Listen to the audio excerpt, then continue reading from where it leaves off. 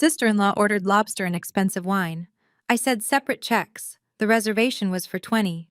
Not 20-ish, not 20 plus. And definitely not 20 strangers she decided to impress on my dime.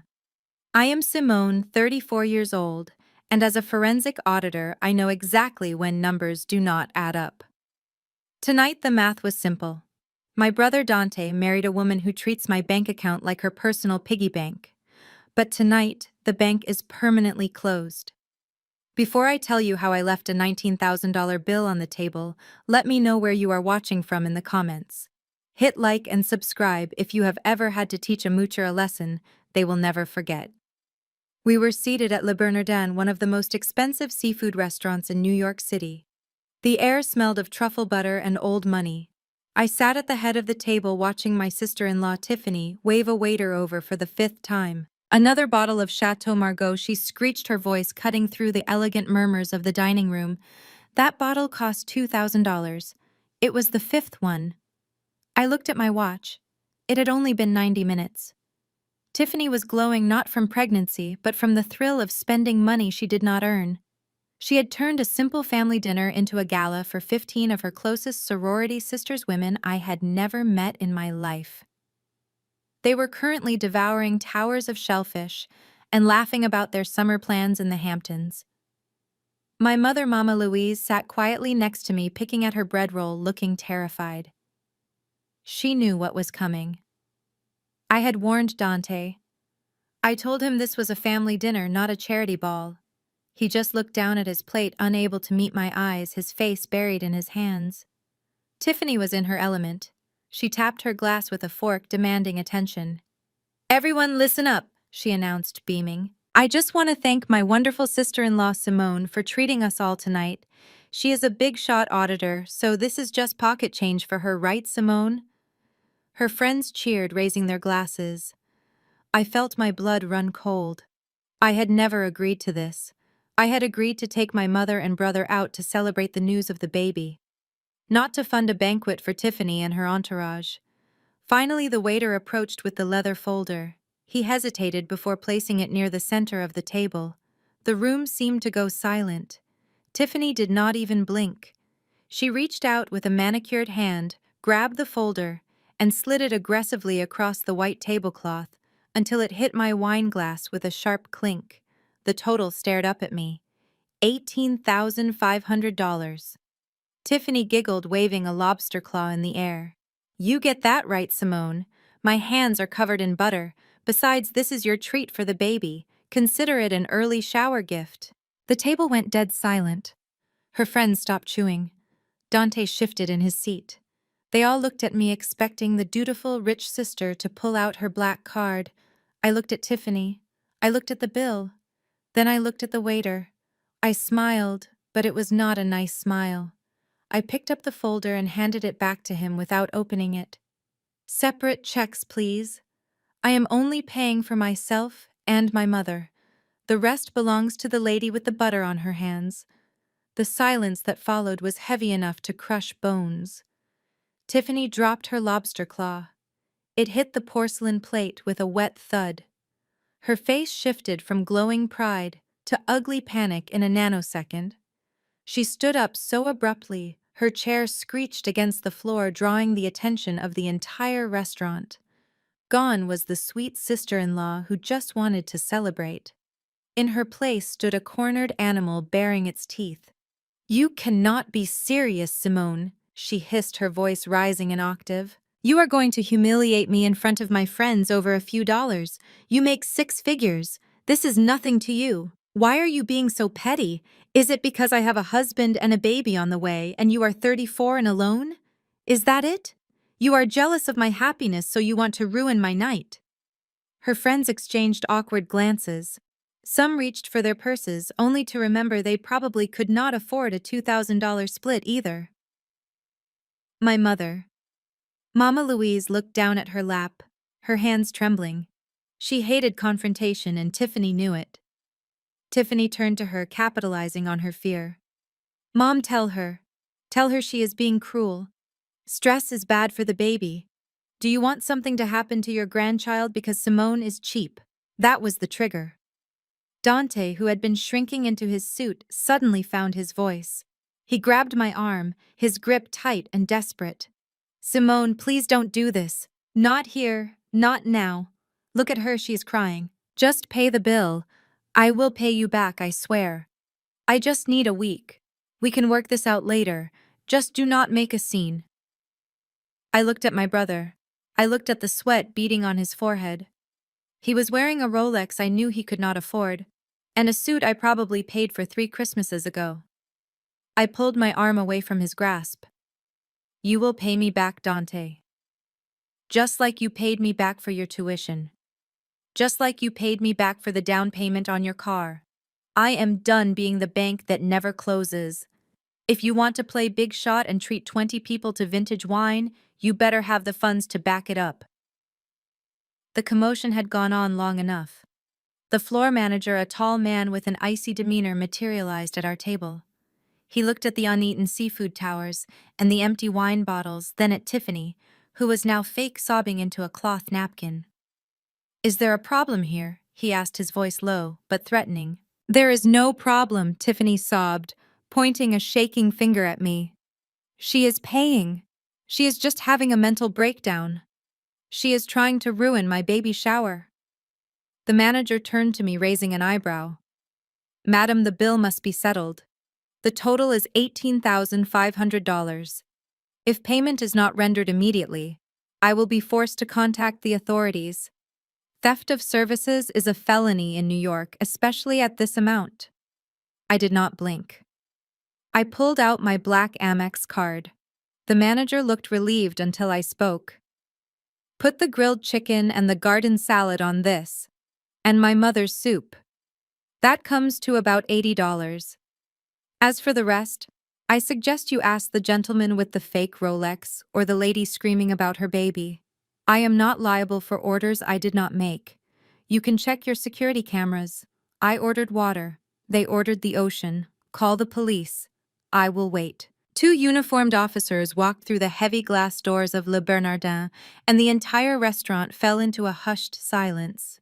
Tiffany launched into her performance immediately.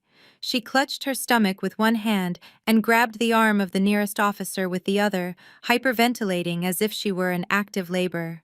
"Officer, thank God you are here!" she wailed, tears streaming down her face, ruining her perfect makeup.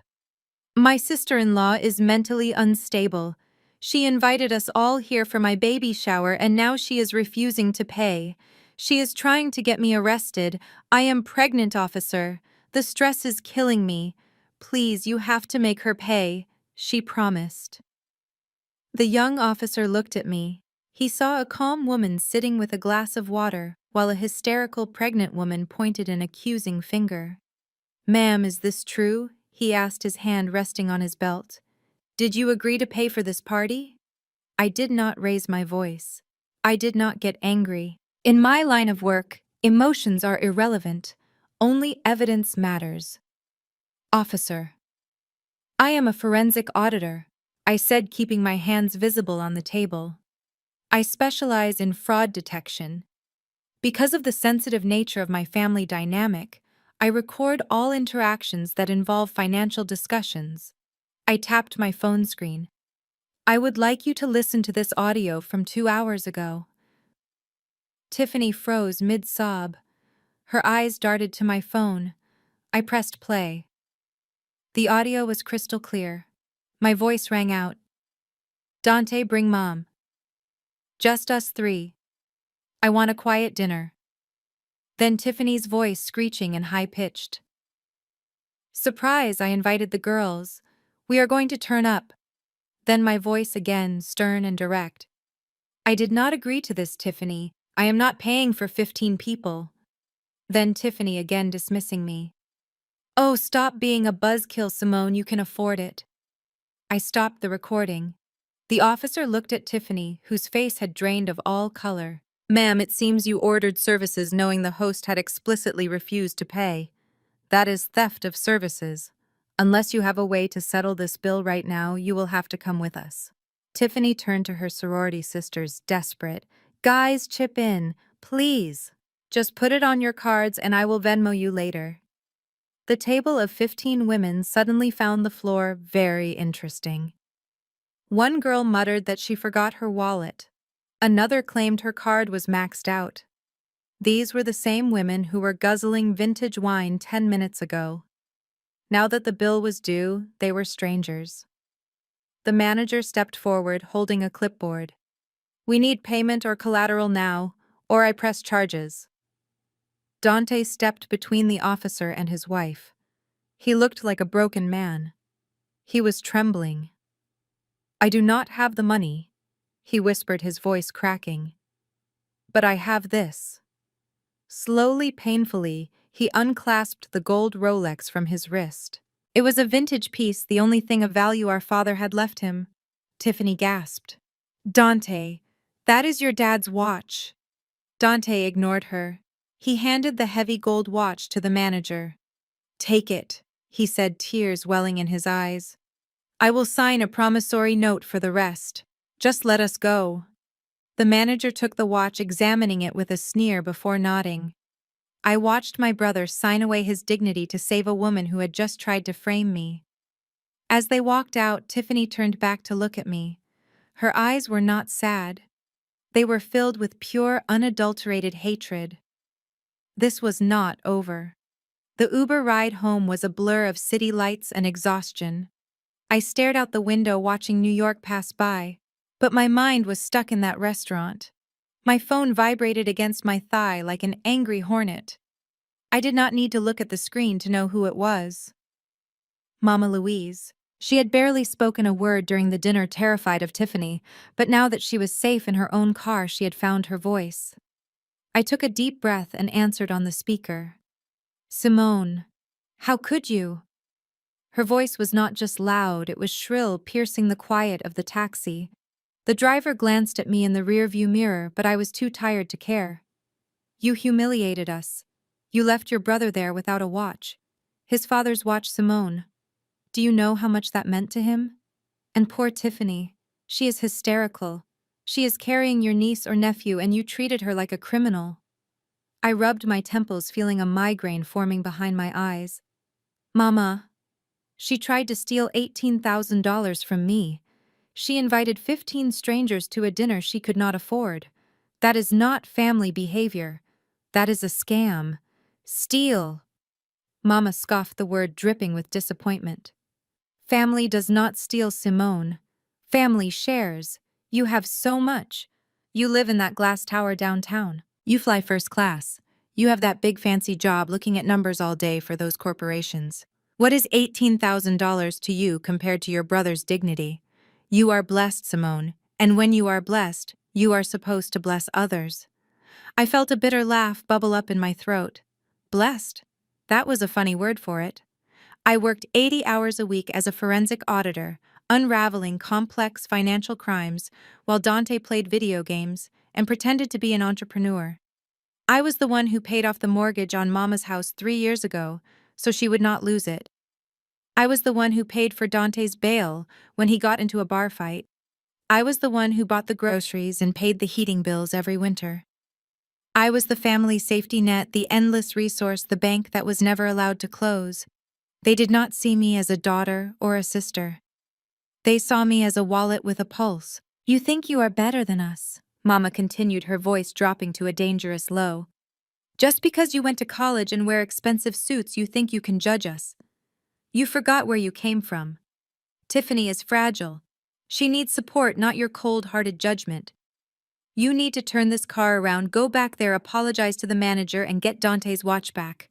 Right now." The audacity took my breath away. She wanted me to apologize for being robbed. She was choosing the woman who had just manipulated her son over the daughter who had kept a roof over her head. Something inside me finally snapped. It was the sound of a cord being cut. "No, Mama." I said, my voice calm and final. "I am not going back, and I am not paying. If Dante wants his watch back, he can get a job and pay for it himself. And if you think Tiffany is so fragile, you can pay for her lobster next time with your pension check.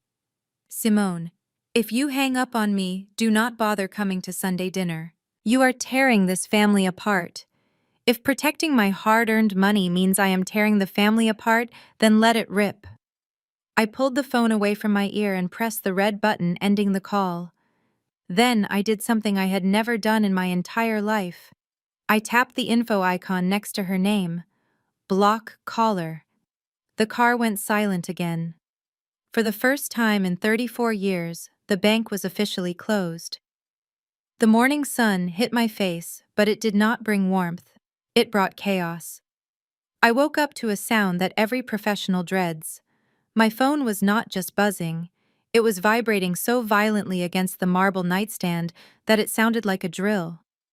I reached for it, squinting against the light, and my heart skipped a beat. 99 plus notifications on Instagram. 99 plus on TikTok. Hundreds of text messages from numbers I did not recognize. I sat up in bed and unlocked my screen. The first thing I saw was a video thumbnail. It was Tiffany's tear-stained face. The caption was written in a jagged, angry font. POV. My rich sister-in-law left me and my unborn baby with a $20,000 bill because she hates mixed families. Underneath were the hashtags, toxic sister-in-law, racist attack, eat the rich. I pressed play. It was a masterpiece of manipulation. Tiffany had edited the video to perfection. She had cut out the part where she ordered 5 bottles of vintage wine. She had cut out the part where she invited 15 strangers. She had cut out the waiter asking for payment. All that remained was a tight close-up of my face, looking cold and unyielding, saying the words, "I am not paying." Then it cut to Tiffany sobbing in the back of an Uber, holding her stomach. The background music was a sad acoustic piano track designed to break hearts.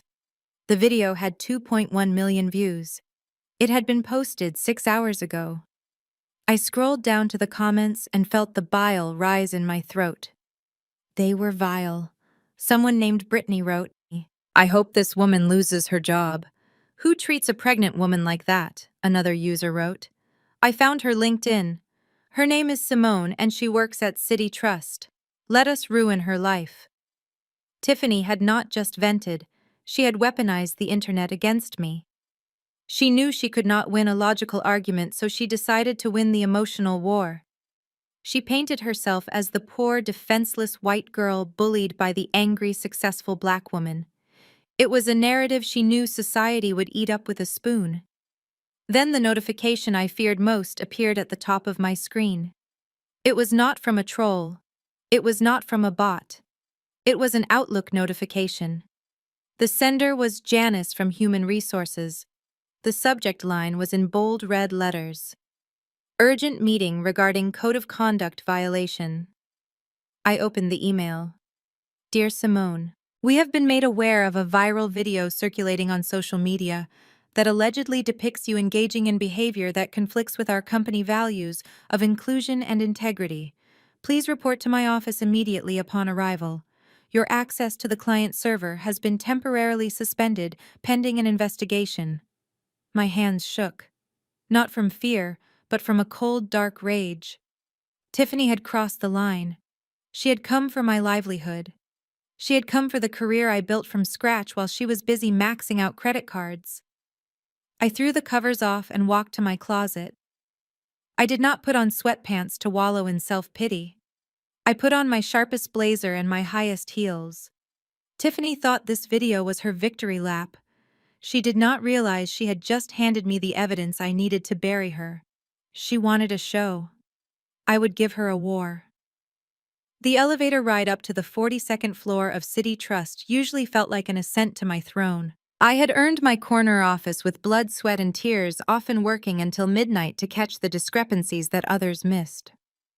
But today, the elevator felt like a cage. Every time the doors opened and a colleague stepped in, the air grew thick with awkward silence. They had seen the video. They had seen the comments. To them, I was no longer Simone, the brilliant forensic auditor. I was Simone, the angry black woman who bullied a pregnant lady.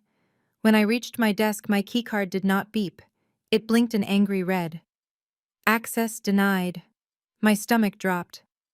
Before I could try again, Janice, the vice president of Human Resources, appeared at my cubicle wall. She did not smile. She did not ask how my weekend was. She simply gestured for me to follow her. Inside her office, the air was sterile and cold. Janice sat behind her mahogany desk, her hands clasped tightly together.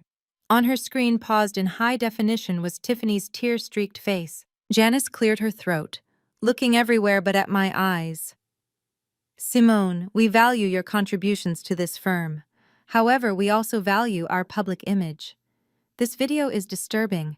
The allegations of financial abuse and racial bias are serious. We have clients who are asking questions. We cannot afford this kind of publicity." I tried to speak to explain that it was an edited video, that I was the victim of theft, but Janice held up a hand to stop me. "It does not matter what the truth is, Simone. Perception is reality in our business. Until this investigation is concluded, we are placing you on unpaid administrative leave. You will need to hand over your company phone and laptop. Security will escort you out." Unpaid. The word hung in the air like a guillotine. They were cutting off my livelihood based on a 30-second TikTok clip.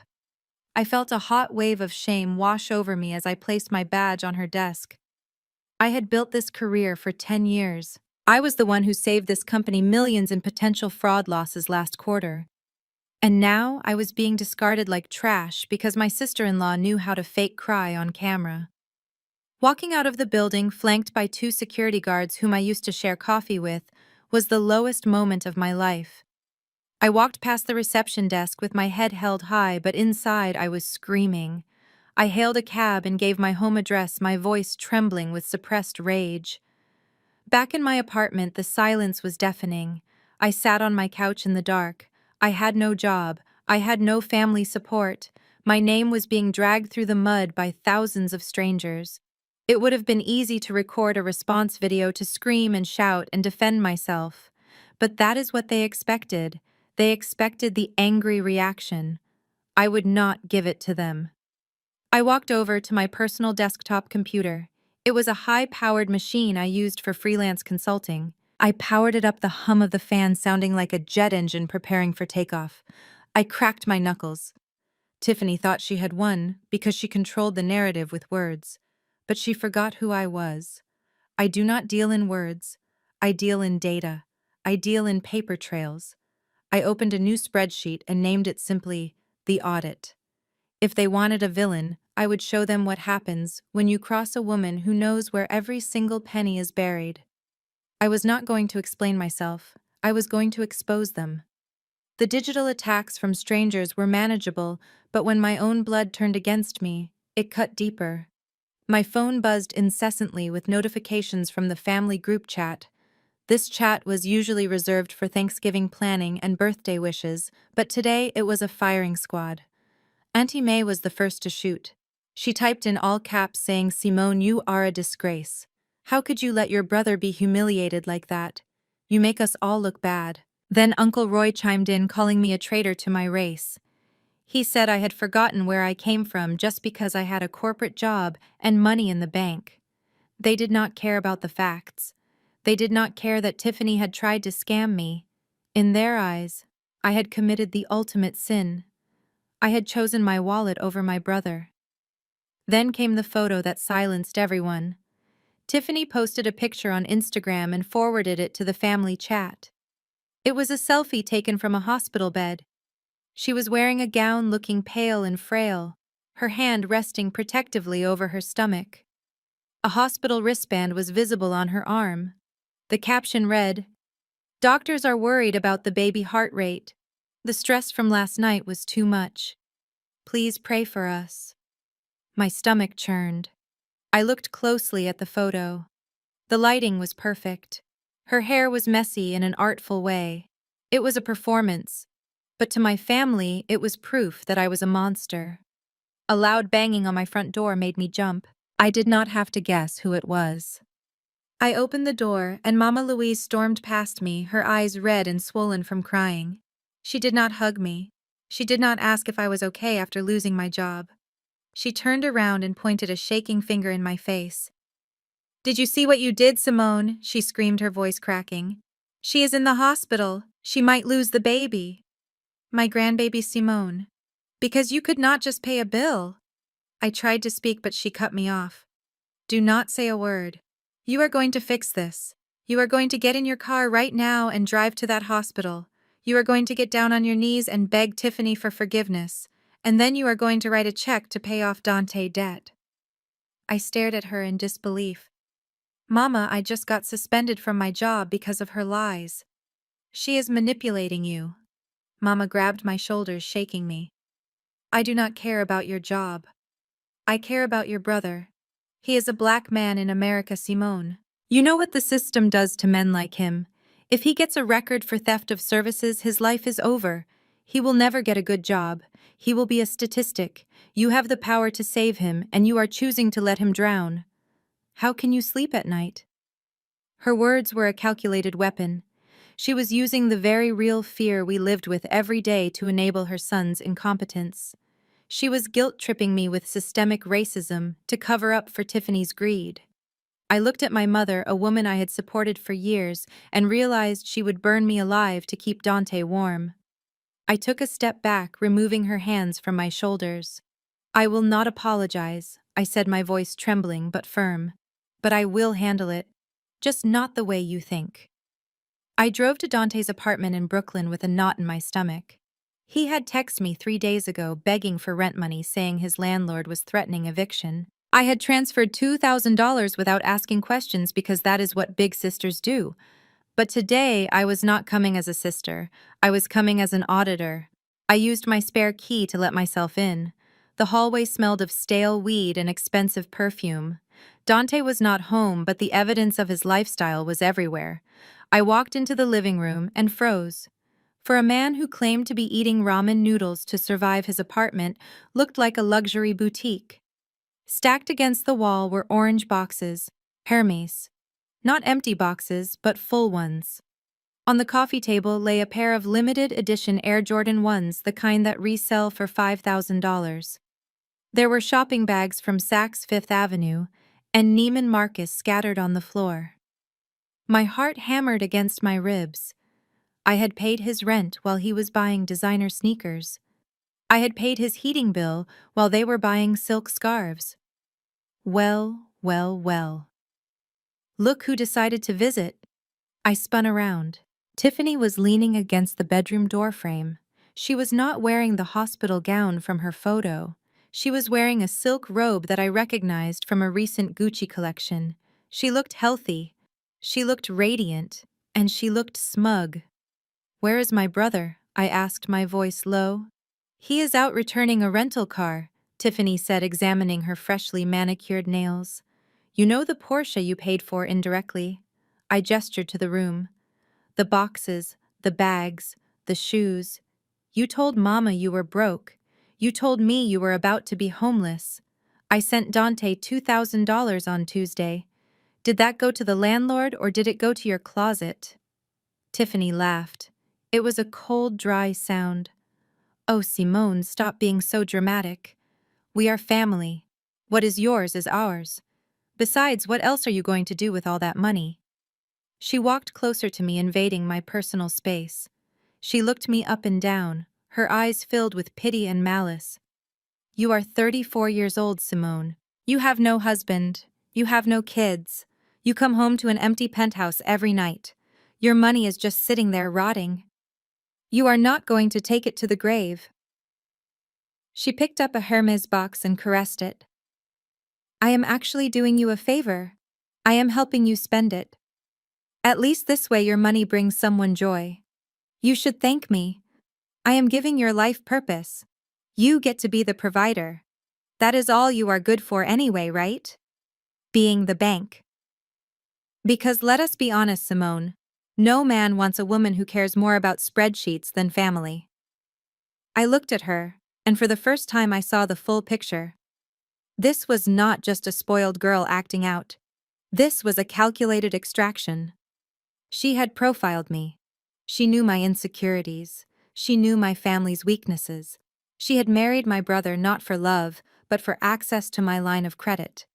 She was not just a gold digger. She was a parasite that had burrowed into the host and was feeding until there was nothing left. I did not scream.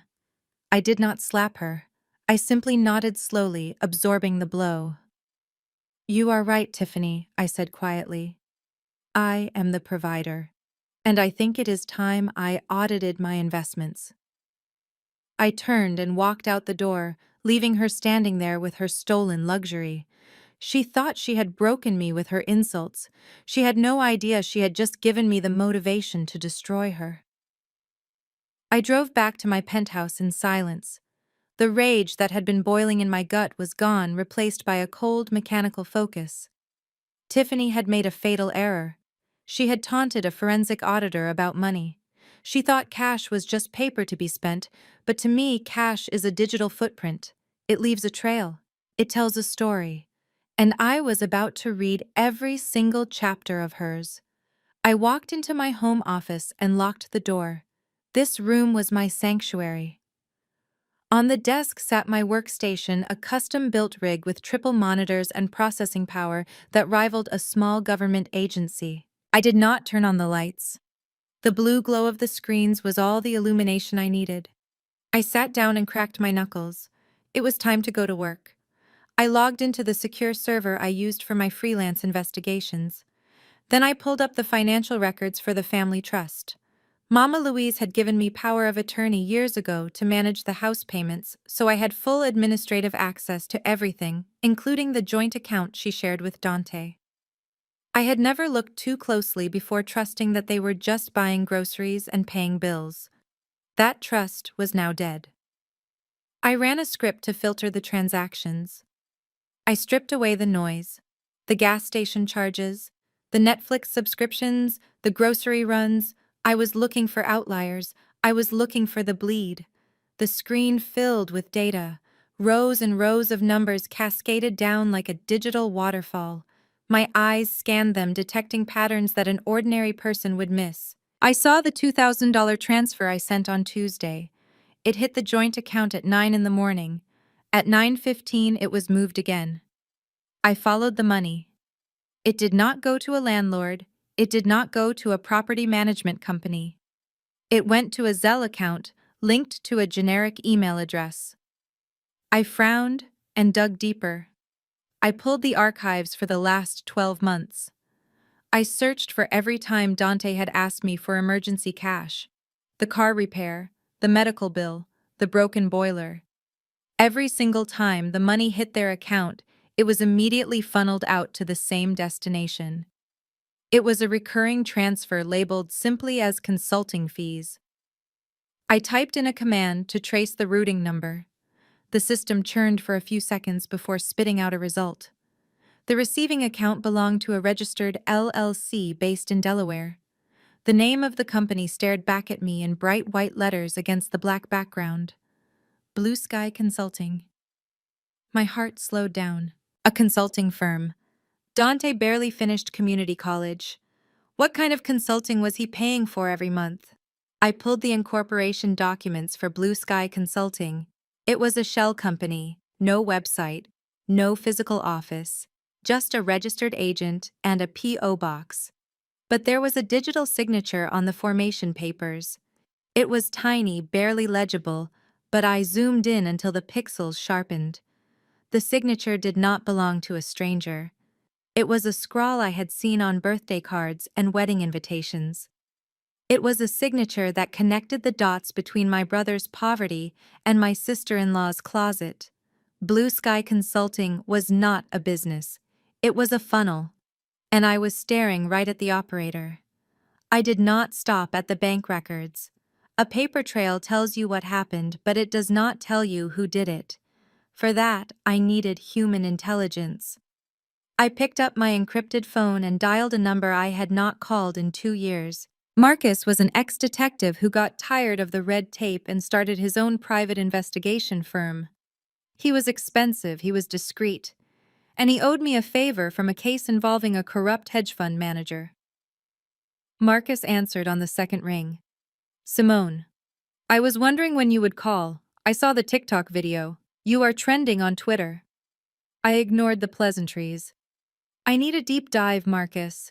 A full background check on Tiffany Vance and her parents. They claim to be diplomats stationed in Geneva. They say they have money in offshore trusts, but for some reason my brother is paying for their daughter's handbags through a shell company. Marcus laughed a low, gravelly sound. Diplomats. Right.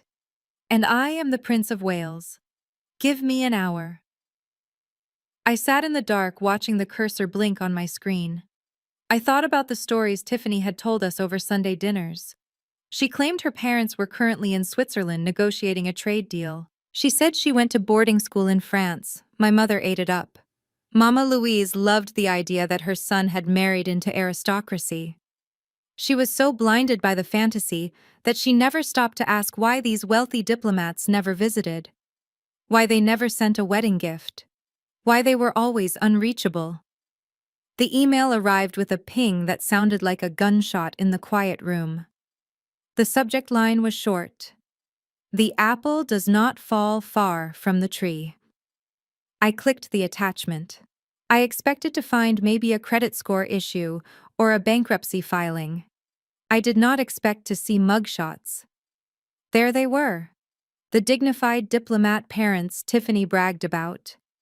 Her father was not an ambassador named William. He was Richard Dickey Vance, a known con artist from Tampa, Florida. His record was a mile long. Grand larceny, wire fraud, selling fake timeshares to the elderly. He had served 5 years in state prison for running a Ponzi scheme disguised as a charity for veterans, and her mother, and the elegant socialite supposedly sipping champagne in the Swiss Alps. Her name was Linda, and she had 3 active warrants out for her arrest for writing bad checks across state lines and identity theft. They were not in Geneva serving the country. They were likely hiding in a trailer park in the Florida Panhandle, running from the law. I scrolled down to the bottom of the report. Marcus had added a note. Tiffany is not her birth name. She was born Tabitha Vance.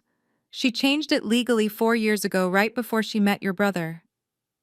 I leaned back in my chair and stared at the gray faces in the police photos. Tiffany was not just a spoiled brat. She was the second generation of a crime family. She had been trained by professionals, and she had brought her family business into my living room. I printed the mugshots. The printer hummed and I smiled. My mother wanted me to apologize. I would do better than that. I would introduce her to her real in-laws. The next morning brought a storm that had nothing to do with the weather. It started with the mail. Usually my assistant filters everything, but since I was suspended, I was collecting my own post. 3 envelopes sat on my marble counter. They were thick, they were heavy, and they were all stamped with the same terrifying words in bold red ink. Immediate action required. My hands did not shake. They went cold. I am a woman who pays her bills in full every month. I have a credit score of 820. Final notices do not exist in my world. I sliced open the first envelope from Chase. It was a statement for a Sapphire Reserve card. I did not have a Sapphire Reserve card. My eyes scanned down to the bottom line, $32,000 past due. I ripped open the second one, American Express Platinum, $28,000. The third was a Capital One Venture card maxed out at $25,000. I did the math in my head instantly. $85,000. Someone had opened 3 lines of credit in my name, maxed them out, and then stopped paying. This was not just fraud. This was identity theft of the highest order. I rushed to my computer. My suspension from the bank meant I could not access their tools, but I still had my personal subscriptions to the credit bureaus. I logged into Equifax. The screen populated and my stomach dropped. My perfect credit score had plummeted to 540. There were inquiries dating back 6 months. 6 months. This had been happening right under my nose while I was busy working 80-hour weeks to support the very people who were robbing me. I clicked on the account details. I needed to see where the statements were being sent. It was not my address. It was not my mother's house. It was a P.O. box in Queens. Box 402. I knew that zip code. It was 3 blocks from the gym where Dante claimed he worked out. I felt a bile rise in my throat. I pulled up the United States Postal Service Registry database, a tool I used frequently for skip tracing. I typed in the box number. I prayed it was a mistake. I prayed it was a stranger. The search wheel spun for what felt like an eternity. When the results loaded, the room seemed to tilt. The owner of P.O. Box 402 was listed clearly. Dante Brooks, my baby brother, the boy I had protected from bullies on the playground, the boy whose tuition I had paid. He had not just let his wife steal from me, he had given her my social security number. He had handed her the knife to stab me in the back. I stared at the pages spread across my desk. The sheer audacity of the spending was breathtaking. It was not just survival, it was gluttony. There were charges for a prenatal massage at the Mandarin Oriental, costing $600 for 90 minutes. There were receipts from a boutique in Soho for custom maternity shapewear, totaling $1,200. Tiffany was building a wardrobe for a duchess on the budget of a stolen identity. But as I turned the page, the narrative shifted. The spending moved away from baby items and into something else entirely. Men's cologne, expensive cigars, a set of titanium golf clubs shipped to an address in Jersey City. Dante did not golf.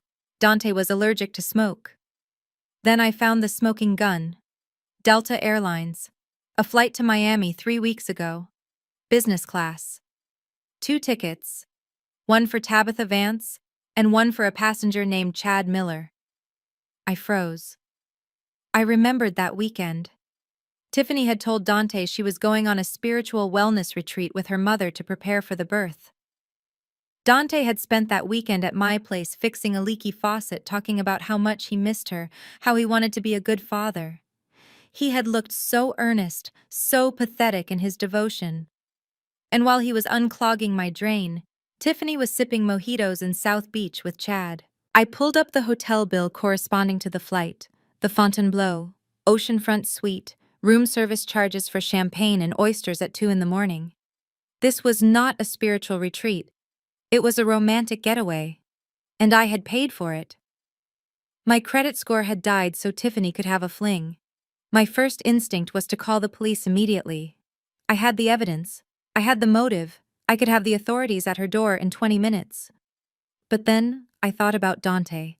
If I arrested her now, she would spin it. She would claim Chad was a cousin or a business partner. She would claim I gave her permission to use the cards and was now reneging out of spite. She would cry those tears, and Dante, desperate to believe in his happy family, might just side with her again. He would bail her out and I would be the villain once more. No, I could not just cut the head off the snake. I had to burn the nest. I needed to catch them together. I needed Dante to see it with his own eyes. I needed a stage big enough for her lies to collapse under their own weight. I looked at the invitation for the baby shower that sat on the corner of my desk. A celebration of love. It read in gold foil script. It was scheduled for next Saturday at the plaza. It was perfect. She wanted a spectacle.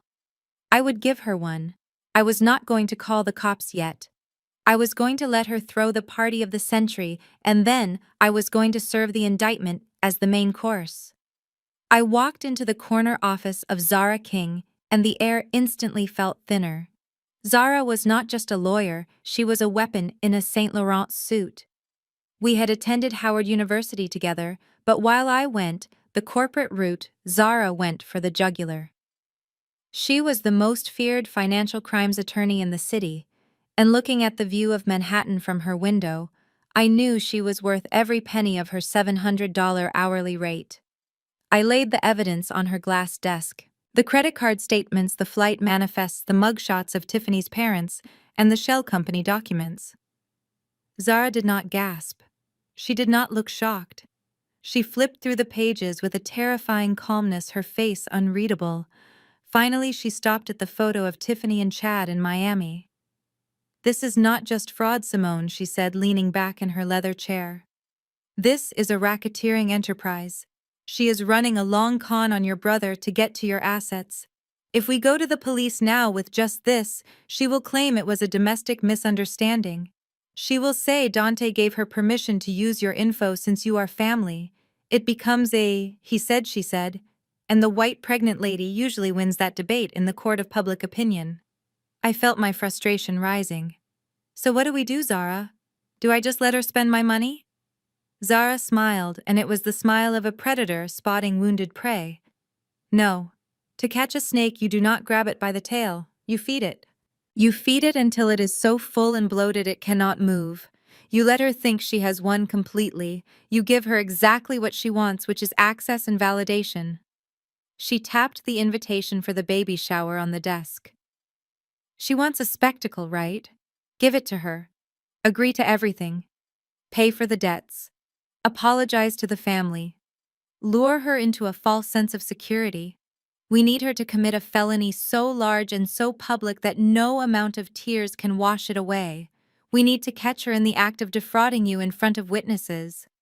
It was a dangerous game, but I trusted Zara with my life. I took a deep breath and pulled out my phone. My hands felt heavy as I opened the family group chat, which had been silent for 2 days. Every fiber of my being screamed against what I was about to do, but I knew it was necessary. I typed the message slowly. I have been doing a lot of thinking. You are right.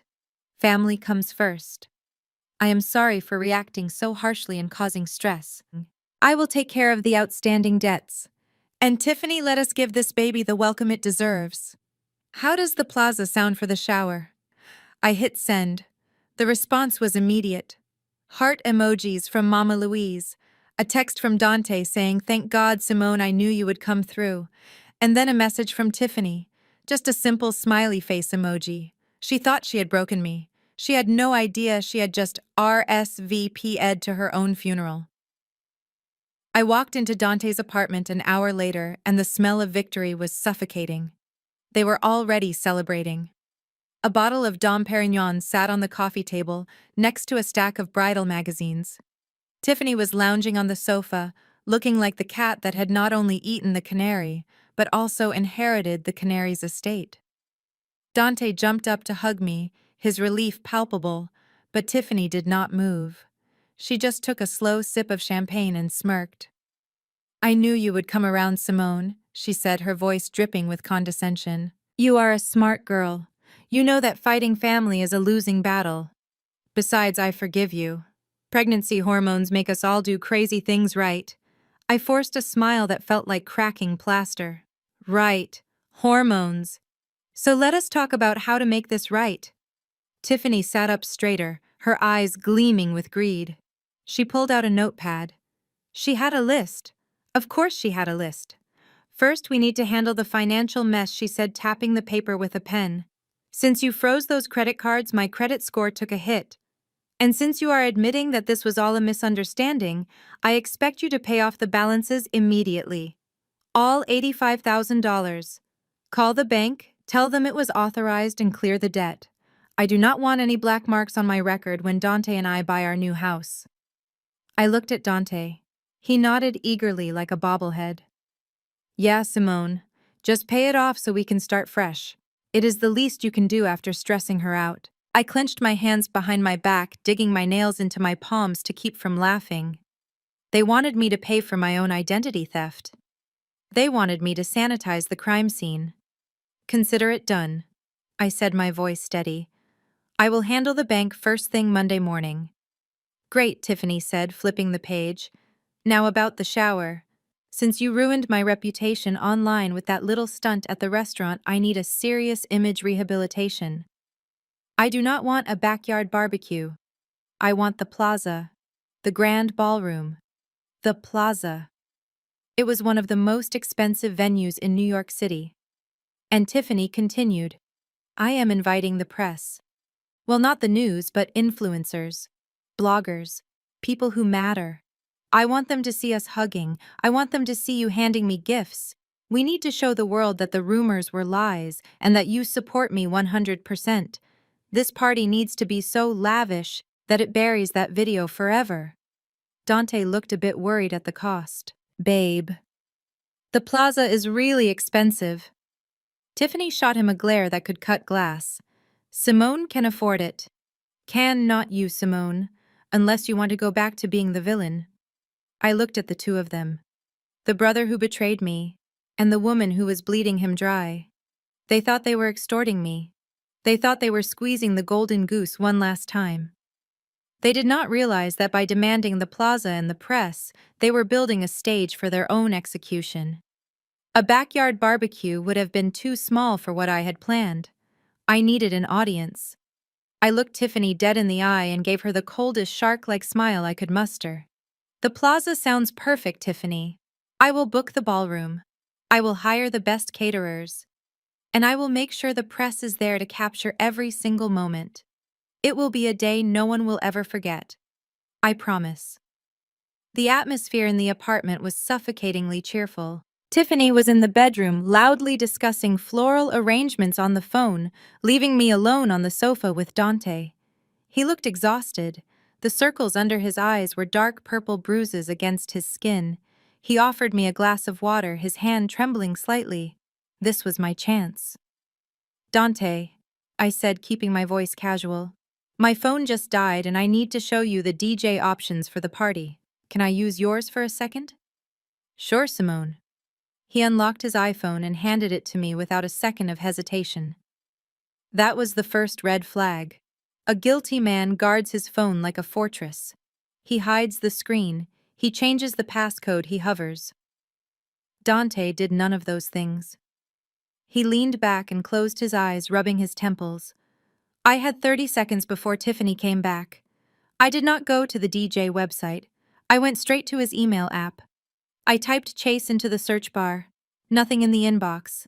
I checked the trash folder. There were dozens of emails from Chase confirming account changes and address updates, but none of them had been opened. They had been mass deleted. I checked the timestamps. They were deleted at times when Dante was usually at work. I switched to his text messages with Tiffany. I scrolled back 2 months. What I found made my heart stop. Dante wrote, "Babe, why was my card declined at the gas station today? I thought we had $3,000 in savings."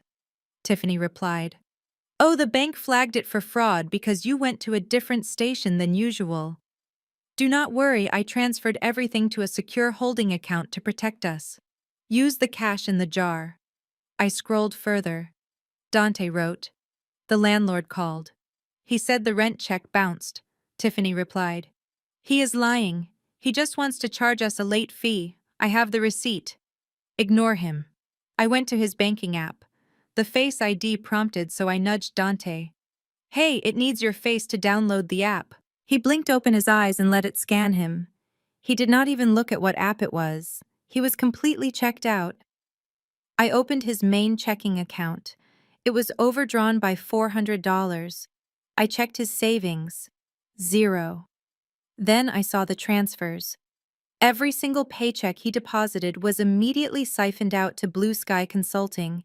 He was not spending the money on Jordans.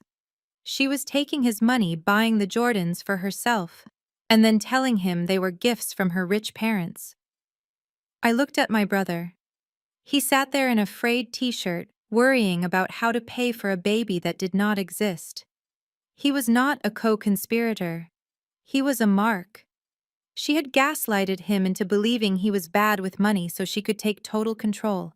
She had isolated him from me so he had no financial lifeline. He was not just an accomplice. He was the first victim. Tiffany walked back into the room beaming. "The florist says peonies are out of season, but for 5,000 extra, they can fly them in. I told them to put it on your card, Simone." I looked at her. Then I looked at Dante, who offered me a weak apologetic smile. My rage shifted. It was no longer a scattershot blast. It was a laser beam focused entirely on the woman standing in the doorway. I handed the phone back to Dante.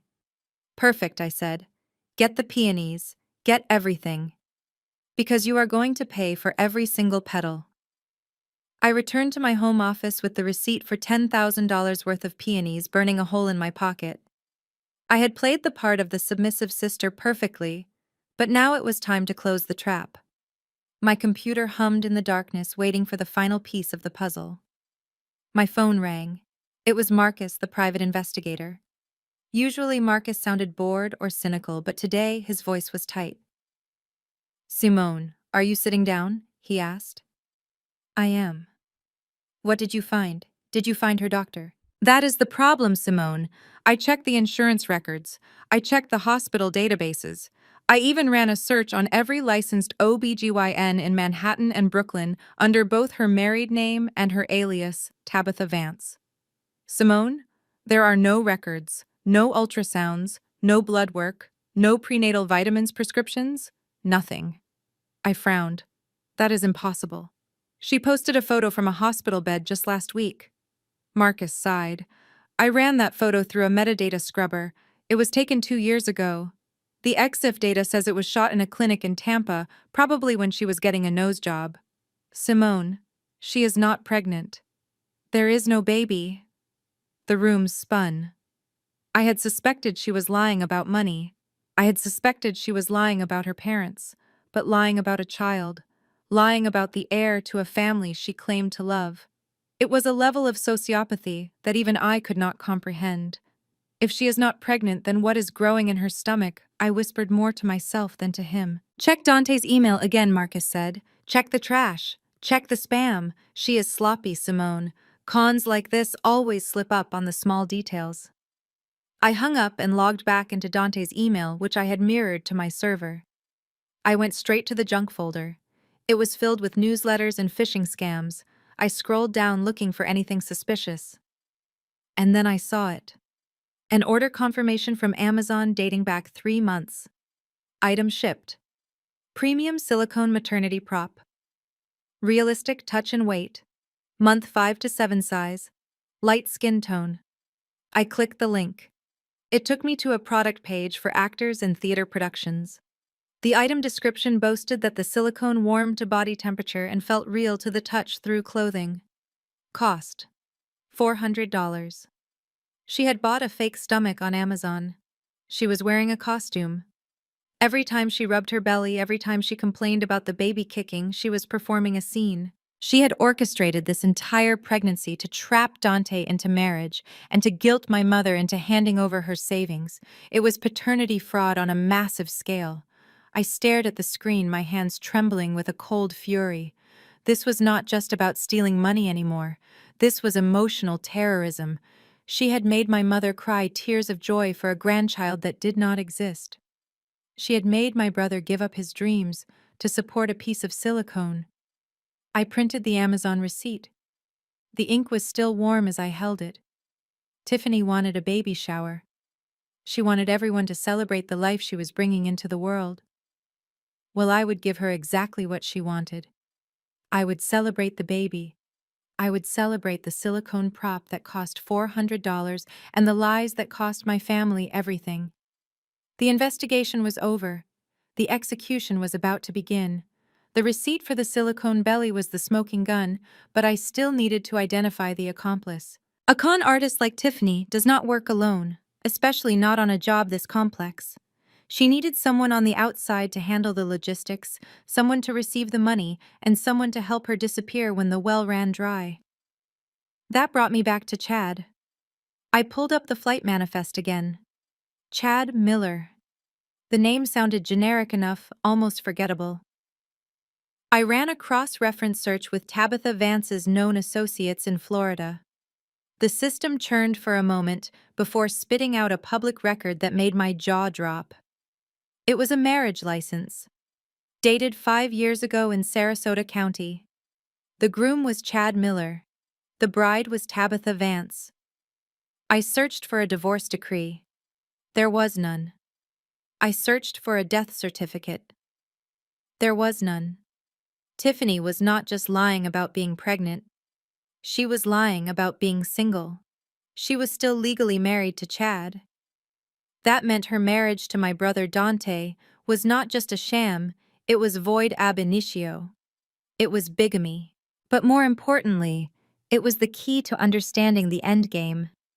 I looked at the incorporation papers for Blue Sky Consulting, the shell company that had been draining my brother's bank account. I had missed it the first time because I was looking for Tiffany's name. But there it was in the fine print. The registered agent for the LLC was Chad Miller. The picture was now complete and it was terrifying.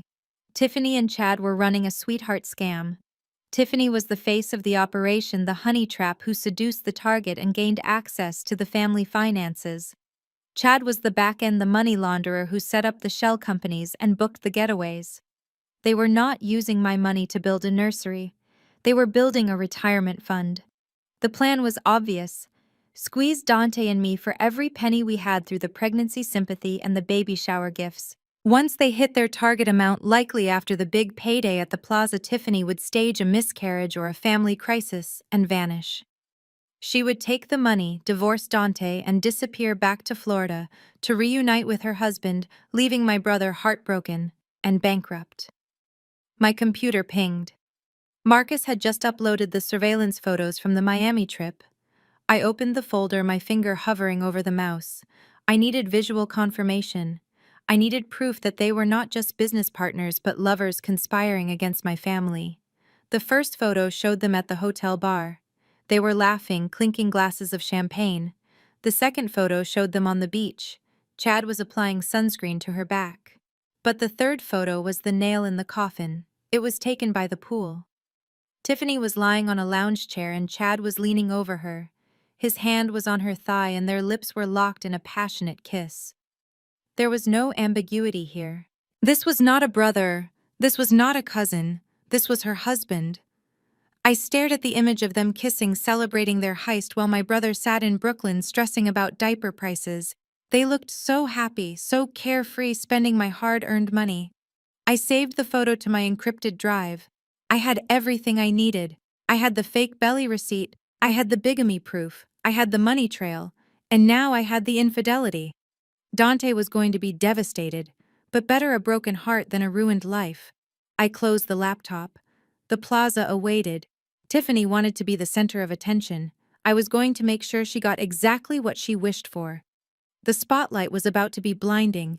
The Plaza Hotel represents the pinnacle of New York luxury. Crystal chandeliers that cost more than most houses. Gold leaf detailing on the molding. Velvet drapes that swallowed the light.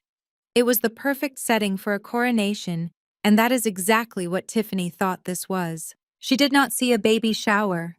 She saw her ascension to the throne of the family she had conquered. I wrote the checks without flinching. $50,000 for the deposit, $12,000 for the catering, $6,000 for a custom 3-tier cake wrapped in edible gold. Every time I handed over a credit card, Tiffany's eyes lit up with a predatory gleam. She thought she had broken me. She thought I was buying her love, buying my way back into the family. She did not realize I was simply paying for the construction of her gallows. Tiffany's guest list was a study in narcissism. She invited 200 people. There were influencers she had never met but wanted to impress. There were the sorority sisters who had abandoned her at the restaurant, now back in the fold because there was an open bar. There were bloggers and local socialites. She even managed to get a photographer from a minor society magazine to attend, promising them an exclusive look at the life of a diplomat's daughter.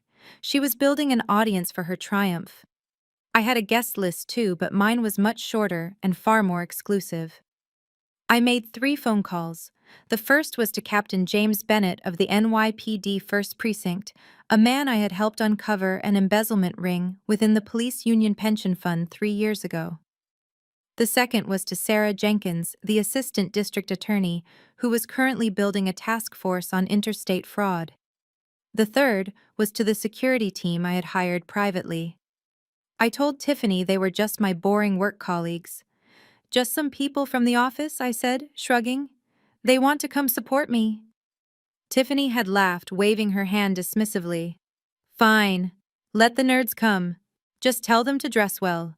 I do not want any cheap suits ruining the aesthetic of my photos." I smiled internally. Tiffany was so obsessed with appearances that she did not bother to ask what my colleagues actually did for a living. She saw a middle-aged man in a suit and assumed he was an accountant. She did not know that Captain Bennett was carrying a badge and a warrant in his breast pocket. She saw a sharp woman in a blazer and assumed she was a secretary. She did not know that Sarah Jenkins had the power to indict her before the dessert course was served. By Friday night, everything was in place. The flowers had arrived, the champagne was on ice, the silicone belly was strapped tight to Tiffany's waist. The trap was set and the bait was laid. I stood in the center of the empty ballroom the night before the event, looking at the stage where Tiffany would sit on her rented throne. It was going to be a bloodbath, but it would be a very elegant one. The Plaza Ballroom was a cavern of gold leaf and crystal waiting to be filled with lies. I stood near the entrance checking the placement of the gift table, which was already groaning under the weight of boxes from Tiffany's registry. Mama Louise arrived an hour early, wearing a hat that probably cost more than her mortgage payment. She looked around the room and sighed with deep satisfaction. "See, Simone," she said, clutching my arm. "This is what family does. We fix things. We do not drag each other down in public. I knew you would come to your senses. You just needed to cool off." I looked at her. She was beaming. She genuinely believed that I had simply accepted my role as the doormat. She thought my silence was submission. She did not see the shark tank she was swimming in. "You are right, Mama," I said, smoothing a wrinkle on her sleeve. "Family should always reveal the truth. That is exactly what we are going to do today." She patted my cheek, missing the double meaning entirely. "You are a good daughter. Now go help your brother. He looks like he is about to throw up." Dante was standing by the bar, adjusting his tuxedo collar for the 100th time. He did not look like a proud father-to-be. He looked like a man waiting for a firing squad. I walked over to him and swatted his hands away. "Stop fidgeting," I said, reaching up to fix his tie. "You look fine." He looked at me, his eyes wide and frightened. "Simone, are you sure about this? The press, the cost. It feels like too much. Tiffany is acting different. She is so focused on the cameras. She has not asked about the baby once today. She just keeps asking if the lighting is good for her angles." I tightened the knot of his tie perhaps a little too hard. He flinched. I looked him dead in the eye. "Dante, listen to me. I need to ask you something and I need the truth. If the money disappeared today, if the fancy apartment and the designer clothes and the trips to Miami all vanished, if you were left with nothing but the shirt on your back, would you still be happy you married her?" Dante opened his mouth to answer automatically, but then he stopped. He looked over at Tiffany, who was currently screaming at a waiter about the placement of her throne chair. The fear in his eyes shifted into something sadder. Doubt. "I do not know," he whispered. "Sometimes I feel like I am just a prop in a movie she is directing. Last night I tried to feel the baby kick and she pushed me away. She said I was ruining her sleep. But Simone, I saw her taking sleeping pills 10 minutes later. Who takes sleeping pills when they are 7 months pregnant?" My heart broke a little for him. He knew. Deep down in his gut, he knew something was wrong. But he was too weak to face it. He preferred the beautiful lie to the ugly truth. I patted his chest. "Hold on to that feeling, Dante. Trust your gut, because in about an hour you are going to get your answer." I walked away before he could ask me what I meant. The doors were opening. The first guests were arriving. The trap was sprung. I signaled to the security team near the back exit. It was showtime. The party was in full swing, and it was a masterclass in superficiality. A string quartet played pop songs near the champagne fountain, while waiters circulated with trays of caviar blinis. Tiffany sat on a velvet throne chair rented for $500 an hour, looking like a queen presiding over her court. She was surrounded by a mountain of gifts. Boxes from Neiman Marcus and Saks Fifth Avenue were stacked high, glistening under the chandeliers. Flashbulbs popped every time she lifted a box, smiling that practiced tight smile for the influencers she had invited. I stood by the bar, sipping sparkling water, watching the spectacle. Dante hovered near her, trying to be helpful, but she swatted him away every time he got too close to her stomach. She could not risk him feeling the silicone seams. Then came the moment that sealed her fate. My great-aunt Sarah, who was 80 years old and walked with a cane, made her way to the front of the line. She held a simple white box tied with a yellow ribbon. Aunt Sarah had arthritis. Her hands shook constantly, yet she had spent the last 6 months knitting a baby blanket by hand. It was a family tradition. Every new baby in our family received one. Tiffany tore the paper off, expecting another designer onesie. When she pulled out the soft yellow wool, her face twisted in disgust. She held it up with 2 fingers as if it were contaminated. "What is this?" she asked loudly, her voice cutting through the chatter. "It feels like steel wool. Is this supposed to be for a baby? It will scratch his skin off." Aunt Sarah looked stricken. "It is wool, honey. It breathes. I made it myself." Tiffany rolled her eyes and tossed the blanket onto the floor. It landed near a pile of discarded wrapping paper. "Well, thanks, I guess. But my baby only wears cashmere. Someone get this out of here before I get a rash just looking at it." A few of her friends giggled. Dante looked down at his shoes, too cowardly to defend the woman who had helped raise him. Aunt Sarah turned away, wiping a tear from her cheek. That was it. That was the final insult. She had not only stolen my money and my brother, she had spat on my heritage. She had disrespected an elder in front of a room full of strangers. The cold, mechanical rage I had been nursing for weeks suddenly crystallized into pure focus. I signaled the audio technician, a young man I had tipped heavily earlier, to follow my exact cues. He gave me a subtle nod. The string quartet faded out. The room grew quiet as the guests sensed a shift in the atmosphere. I walked toward the stage. My heels clicked against the marble floor, a rhythmic drumbeat of war. I stepped up to the microphone stand right next to Tiffany's throne. She looked up at me, annoyed that I was interrupting her gift grab. "What are you doing, Simone?" she hissed under her breath. I ignored her. I tapped the microphone twice. The sound echoed through the ballroom, drawing every eye to me. I looked out at the sea of faces, the influencers with their phones raised, the socialites, my mother, my brother, and the police officers disguised in cheap suits near the back. I smiled. It was the brightest, warmest smile I had worn in years. "Welcome, everyone," I said, my voice steady and commanding. "Thank you all for coming to celebrate Tiffany and Dante. We have seen so many beautiful gifts today. But as the sister-in-law, I wanted to give Tiffany something truly special. Something that reveals exactly who she is." Tiffany beamed, preening for the cameras, thinking I was about to hand her keys to a car or a vacation. She had no idea I was holding the detonator. The microphone felt heavy in my hand, cold and metallic like a weapon. I stood on the stage, looking down at Tiffany, who was arranging the folds of her silk dress on the velvet throne. She looked up at me with eyes that held a mixture of warning and triumph. She thought she had won. She thought this speech was my public surrender.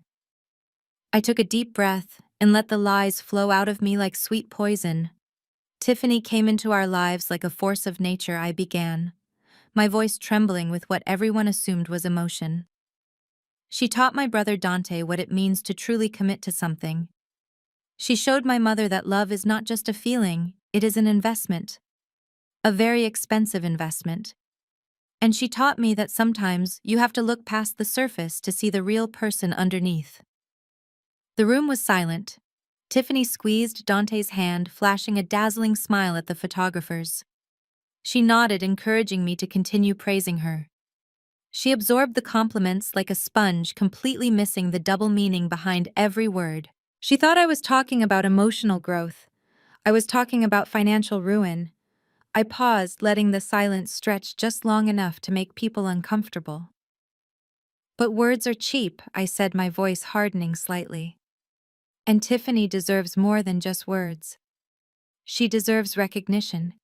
She deserves to have her contributions to this family displayed for the world to see." So I prepared a special video presentation, a visual journey of exactly what Tiffany has brought to the Brooks family name. I gestured to the massive projection screen behind me. The lights in the ballroom dimmed. A collective hush fell over the crowd as 200 faces turned toward the white canvas. A soft, sentimental piano track began to play, the exact same royalty-free sad music Tiffany had used in her viral TikTok video accusing me of racism. Tiffany clapped her hands together delightedly, expecting a montage of ultrasound photos and romantic selfies. The screen flickered to life. The first image was a photo of Dante and Tiffany smiling on their wedding day. The crowd awed. Then the image distorted. A digital glitch effect that I had paid the editor extra to include ripped across the screen. The music warped, slowing down into a low, ominous drone. The wedding photo vanished. In its place, a stark, high-definition document appeared. It was magnified so large that the people in the back row could read the fine print. Chase Sapphire Reserve Statement.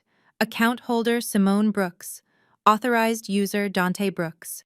The camera panned down the document on the screen, highlighting the numbers in bright red. Past due balance $32,400. Gasps rippled through the room. Someone dropped a glass and it shattered. The screen flashed again. American Express Platinum. Account opened fraudulently. Past due balance $28,000. The slide changed again. Capital One Venture. Past due balance $25,000. The total appeared in the center of the screen in bold black letters. $85,000 stolen. I watched Tiffany's face. The smug smile did not just fade, it evaporated. Her skin turned a sickly shade of gray under the stage lights. She tried to stand up, but her knees seemed to give way, and she slumped back onto her throne. The silence in the room was gone, replaced by a rising tide of whispers and shock. I leaned into the microphone, my voice booming over the confusion. But that is just the appetizers, folks. Let us get to the main course.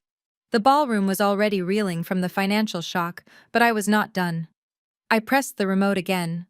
The spreadsheet dissolved into a grainy video clip. It was time-stamped 2 weeks ago. The setting was the master bathroom of the apartment my brother paid for. In the video, Tiffany stood in front of the full-length mirror. She was wearing only her underwear. Her stomach was flat, perfectly flat. There was no baby bump. There was no sign of pregnancy. She reached for a flesh-colored object on the counter. It was a prosthetic bump. With practiced ease, she strapped it around her waist, adjusting the Velcro until it sat seamless against her skin. She smoothed her hands over the silicone, turning side to side to check the profile. Then she picked up her phone and laughed. It was a cruel, mocking sound that echoed through the silent ballroom. She spoke into the receiver.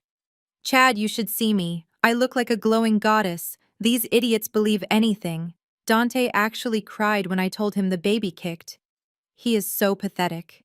As soon as the wire transfer clears, we are gone." The video froze on her laughing face. The silence in the ballroom was absolute. It was a vacuum that sucked the air out of the room. The gasp that tore through the crowd was louder than the music had been. The financial fraud was a white-collar crime. It was abstract, but this was visceral. This was a violation of the most sacred trust between a husband and wife. On the gigantic screen, Tiffany's digital doppelganger continued to preen, adjusting the silicone strap with the casual indifference of an actor putting on a costume. I watched the audience. The influencers who had been live-streaming the event were now capturing the scandal of the decade. Their phones were held high, zooming in on the screen, and then panning back to the real Tiffany, who sat paralyzed on her velvet chair. Her hands instinctively went to cover the fake bump, but she stopped halfway, realizing the futility of the gesture. The illusion was not just broken, it was pulverized. Mama Louise stood up, her legs shaking so hard she had to grab the table for support. Her champagne flute slipped from her fingers, hitting the marble floor with a sharp, violent crash that made half the room jump. She looked from the screen to me and then to Tiffany, the woman she had defended, the woman she had chosen over her own daughter. The realization hit her like a physical blow. There was no grandchild, there was no legacy. There was only a piece of plastic and a con artist laughing at her gullibility. Tiffany's face was a mask of sheer terror. For the first time, the arrogance was gone. She looked small, she looked trapped. Her eyes darted around the room looking for an exit, looking for an ally, but she found only disgust. Even her sorority sisters had backed away, creating a physical distance between themselves and the social pariah. And then there was Dante, my brother, the boy who wore his heart on his sleeve. He stood up slowly, as if carrying the weight of the world. He stared at the screen, watching the woman he loved call him pathetic. He watched her mock his tears. The dots finally connected in his mind. The times she pushed him away in bed, the refusal to let him come to doctor appointments, the sleeping pills. It all made sickening sense now. He turned to face her. His body was vibrating with tremors he could not control. He walked toward the throne, his steps heavy and uneven. He stopped inches from her knees. He did not scream. He did not rage. He just pointed a shaking finger at the screen and then at her midsection. "What is this?" he asked, his voice cracking into 1,000 pieces. "Tiffany, tell me that is AI. Tell me that is fake. Because if you are wearing a costume right now, while my family is celebrating you, I swear to God." "What is this?" I did not answer Dante immediately. I let the silence hang in the air, heavy and suffocating. The silicone belly was a prop, but the next piece of evidence was very real. I pressed the remote one last time. The video of the fake bump vanished. In its place, a high-resolution photograph filled the massive screen. It was a picture taken in Miami. The sun was bright, the ocean was blue, and the subjects were unmistakable. Tiffany was wearing a white bikini, her body pressed intimately against a man with sandy blonde hair and a shark-like grin. They were not just standing together. They were kissing. It was a deep, passionate kiss. The kind shared by lovers who have no care in the world. Dante stared at the screen. He knew that man. "That is Chad," he whispered, his voice trembling. "That is her cousin. He helped us move. He came to our house for Christmas." I spoke into the microphone, my voice slicing through his confusion. "He is not her cousin Dante, and he is certainly not just a friend." The slide changed again. This time it was a document, a marriage license issued by Sarasota County, Florida. It was dated 5 years ago. The names were printed in black and white: Chad Miller and Tabitha Vance. There was no divorce decree attached. There was no annulment. The seal of the court was visible at the bottom, valid and active.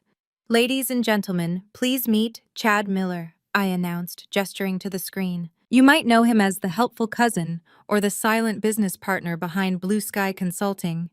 But the state of Florida knows him as Tiffany's husband, her legal husband." The crowd gasped in unison. The sound was like all the oxygen being sucked out of the room. Dante looked from the screen to Tiffany, his eyes wide with horror. "You are married," he choked out. "You are already married. Then what am I?" I walked to the edge of the stage, looking down at my brother. "You were never the husband, Dante. You were the mark. You were the bank account. You were the ATM they withdrew from every time they wanted a vacation or a new handbag. Every dollar you sent to that consulting firm went straight into their joint account. You were funding their retirement while they laughed at you behind your back." Something inside Tiffany snapped. The carefully constructed mask of the victim fell away completely, revealing the feral, desperate creature underneath. She let out a scream that sounded less like a human and more like a wounded animal. "You bitch!" she shrieked, her face twisting into a mask of pure hatred. "Turn it off! Turn it off right now!" She kicked off her heels and lunged toward the stage. She moved with a speed I did not expect, her hands curled into claws, reaching for me, reaching for the microphone, reaching for anything she could destroy. She was going to tear me apart. She was going to silence the truth with violence. But she never made it to the stairs. A large man in a dark suit stepped out from the shadows near the cake table. It was not a hotel employee. It was one of the security professionals I had hired for this exact moment. He moved with the efficiency of a machine, stepping directly into her path. He did not grab her. He simply stood there, a wall of muscle that she slammed into with a thud. Tiffany bounced off him, stumbling back. She tried to go around him, screaming obscenities that would make a sailor blush. "Get out of my way!" she yelled, striking at his chest. "I am going to kill her!" The guard did not flinch. He simply held up a hand, firmly blocking her path. "Ma'am, I suggest you step back," he said, his voice calm but dangerous. Tiffany looked around, wild-eyed, realizing she was surrounded. The press was capturing every second of her meltdown. Her husband Chad was nowhere to be seen. and her other husband, Dante, was looking at her like she was a stranger. The trap was closed, and there was nowhere left to run. The security guard held Tiffany back, but I did not need him to protect me. I had one final blow to deliver. A blow that would shatter not just her reputation, but the very biological lie she had used to hold my family hostage. I turned back to the microphone. Tiffany, you screamed about killing me, but you should have saved that energy for the doctor who performed your surgery 3 years ago. I pressed the remote. The marriage license vanished. In its place, a medical record from a clinic in Tampa appeared. It was redacted to show only the patient's name, Tabitha Vance, and the procedure code. For those of you who are not medical professionals, let me explain what CPT code 58670 means. I said, my voice echoing through the silent ballroom. It stands for a laparoscopic tubal ligation. In simple terms, Tiffany had her tubes tied 3 years ago. Gasps erupted again, but this time they were different. They were horrified. That is right, I continued, pointing at the screen. There is no baby. There never was a baby. There is absolutely zero chance of a baby. The only thing growing in her stomach is a web of lies designed to extract money from a family that just wanted to love her. Tiffany stopped struggling against the guard. She went limp. The truth was out. The one lie she thought was untouchable, the biological imperative, had been exposed. She looked at Dante. Dante was standing still, frozen in a nightmare. He looked at the medical record, then back at his wife. The woman who had picked out names with him. The woman who had decorated a nursery with him. The woman who had let him talk to her stomach at night. It was all a performance. A cruel, sick performance. A primal sound tore from Dante's throat. It was not a scream. It was a roar of pure agony. He moved before anyone could stop him. He lunged past the security guard, who stepped aside this time, allowing the husband to face his wife. Dante reached Tiffany in 2 strides. She tried to back away, her eyes wide with terror, but he was faster. He did not hit her. He did not choke her. He reached for the hem of her silk dress and yanked it up. His hand clawed at the strap around her waist. "No, Dante, stop!" she shrieked, trying to push him away. He didn't listen. With a violent jerk, he unlatched the Velcro strap that held the silicone prop in place. He ripped it from her body. The heavy silicone belly fell to the marble floor with a sickening wet thud. It bounced once and rolled to a stop at the feet of the photographer. Tiffany stood there exposed. Her stomach was perfectly flat. Her dress hung loosely around her frame. The illusion was physically separated from her body, lying on the floor like a discarded toy. The room went deathly silent. The sight of the fake belly on the floor was more shocking than any bank statement. It was grotesque. It was undeniable proof of a sociopathic level of deceit. Mama Louise, who had been clutching the edge of the table, let out a soft whimper. She looked at the plastic stomach, then at her son's devastated face. Her eyes rolled back in her head. Her knees buckled. She collapsed to the floor in a heap of expensive silk and broken dreams, fainting dead away amidst the wreckage of her family. The crash of my mother hitting the floor was the signal my guests had been waiting for. The time for theater was over. The boring colleagues in the ill-fitting suits whom Tiffany had mocked earlier suddenly transformed. They did not rush to help Mama Louise. They rushed the stage. Captain James Bennett stepped out from the shadows near the dessert table. He reached inside his jacket and pulled out a gold badge that caught the light of the chandelier. The flashbulbs from the press went into overdrive. This was the twist they had been praying for. "Tabitha Vance," he boomed, his voice commanding the room. "I am Captain Bennett with the NYPD. You are under arrest." Tiffany looked at him, blinking rapidly. She tried to step back, but the security guard was still blocking her path. "Arrest?" she stammered. "For what?" "This is a misunderstanding. My sister-in-law is crazy. She is making all of this up." Bennett did not entertain her delusions. He pulled a folded document from his pocket and began to read. "We have a warrant for your arrest on multiple counts. First count, identity theft in the 1st degree. Second count, grand larceny for the theft of over $85,000. Third count, wire fraud. And finally, bigamy. The word bigamy hung in the air, the legal confirmation that she was still married to Chad. Assistant District Attorney Sarah Jenkins stepped up beside Bennett. She looked at Tiffany with cold professional disdain. And we are also looking into charges of insurance fraud regarding your falsified medical records, Ms. Vance. You are looking at 20 years minimum. I suggest you stop talking and start looking for a lawyer. Two uniformed officers moved in, flanking her on both sides. They grabbed her arms, pulling them behind her back. The sound of handcuffs clicking shut was the loudest sound in the room. That was the moment the dam broke. Tiffany realized the act was over. The tears would not work. The pregnancy card had been played and burned. She looked at the handcuffs, then at the cameras, then at me. Her face contorted.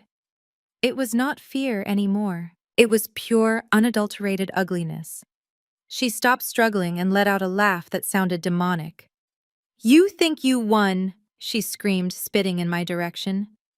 "You think you are so smart, Simone. You are just a lonely, bitter woman." Dante, who was kneeling beside our mother, looked up at her. He looked broken. "Tiffany, how could you?" he whispered. "We loved you." Tiffany looked down at him and sneered. "Loved me? You suffocated me. I did what I had to do to survive. I deserved that money. I deserved better than this trash." She pulled against the officers, her eyes wild. "You are all pathetic," she shrieked, her voice echoing off the walls.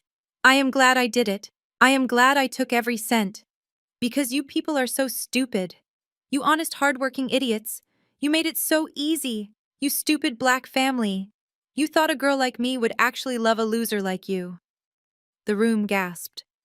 The racial slur hung heavy in the air. The influencers who had been sympathetic moments ago now looked at her with revulsion.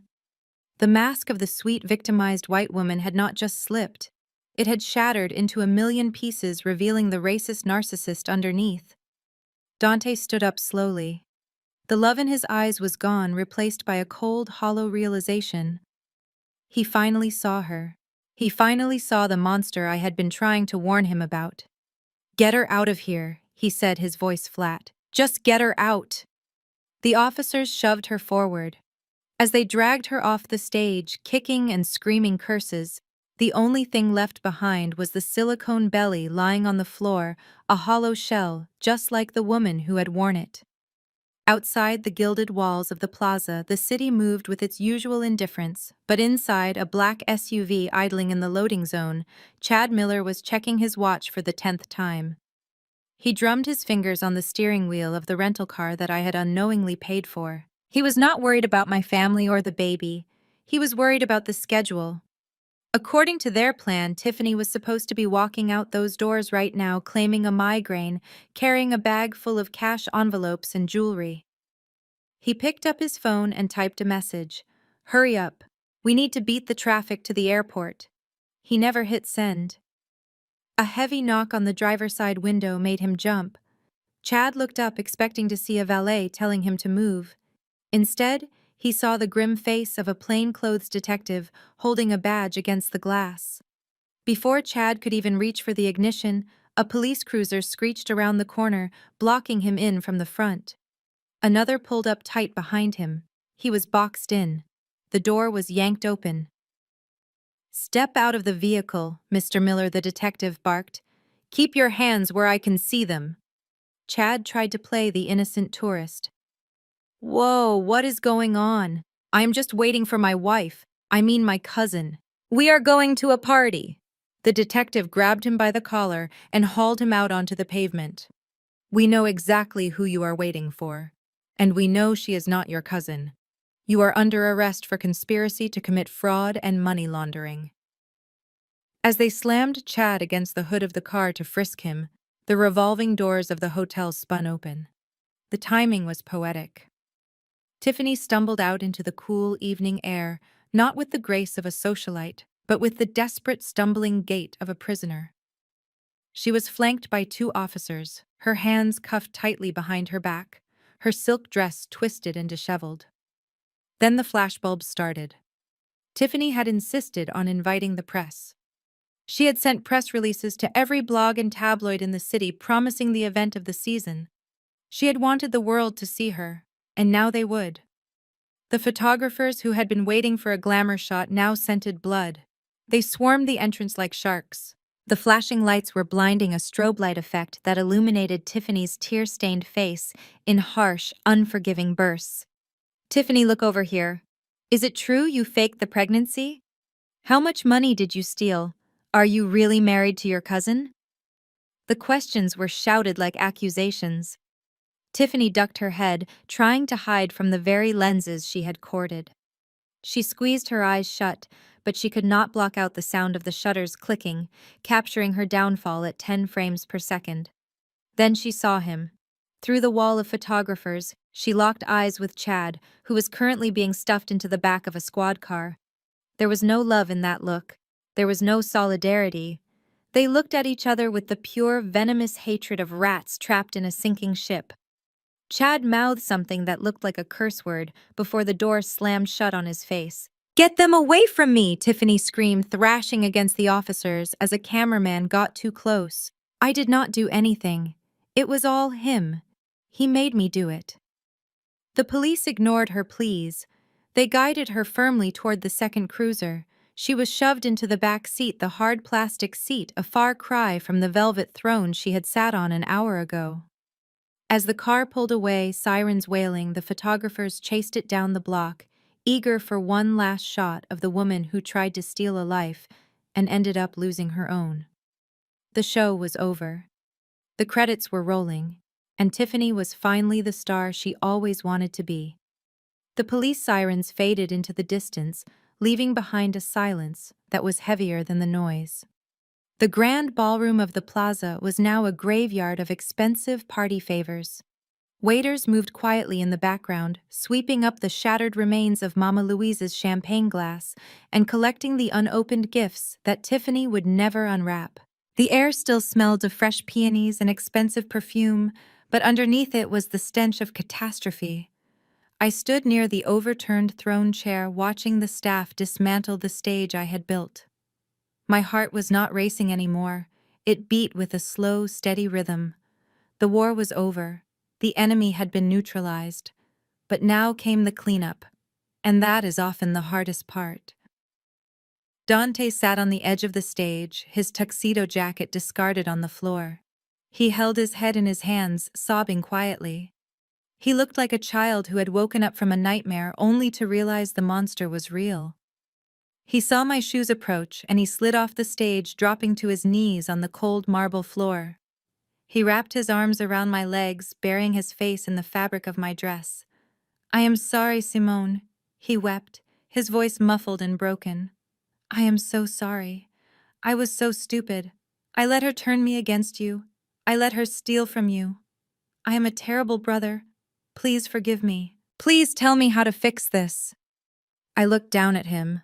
A part of me, the big sister who had tied his shoes and helped him with homework, wanted to drop to my knees and hold him. I wanted to tell him it was going to be okay and that I would take care of everything. But that is what I had done his whole life. I had shielded him from consequences, and that protection had made him soft. It had made him the perfect prey for a predator like Tiffany. I reached down and peeled his hands off me. I did not pull him up. I took a step back, creating a distance that felt like a canyon. "Get up, Dante," I said, my voice devoid of warmth. "Stop crying. Tears do not pay bills." He looked up at me, startled by my tone. He wiped his face with the back of his hand. I know. I will pay you back, Simone. I swear. I will work 3 jobs. I will do whatever it takes." I shook my head. "You are confused. You do not owe me for the $85,000 on my credit cards. The police report and the fraud affidavit I filed this morning will take care of that. The bank will absolve me of those charges because they were criminal acts committed by Tiffany and Chad. That debt is hers, and she will pay for it with years of her life in a cell." Dante let out a breath of relief. "Oh, thank God. Thank you, Simone." I held up a hand to stop him. Do not thank me yet.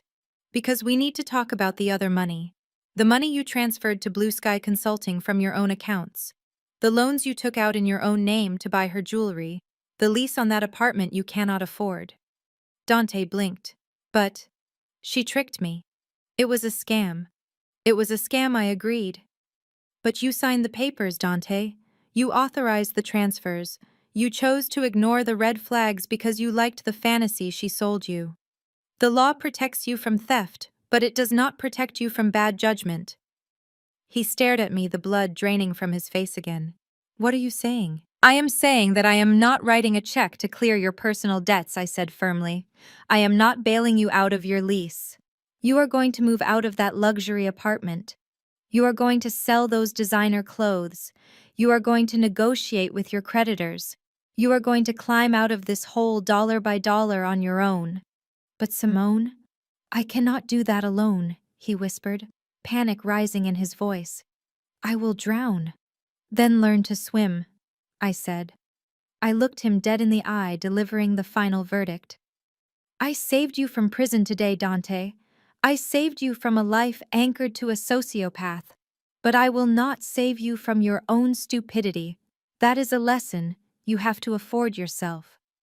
The interrogation room at the first precinct was a stark contrast to the ballroom at the plaza. There were no chandeliers here, only the buzzing of a fluorescent light that flickered overhead. I stood behind the one-way glass, with Zara watching the final act of Tiffany's performance. She was still wearing her ruined silk dress now, stained with sweat and mascara. She was not handcuffed anymore, but she looked more trapped than ever sitting across from Detective Bennett. Tiffany was not remaining silent.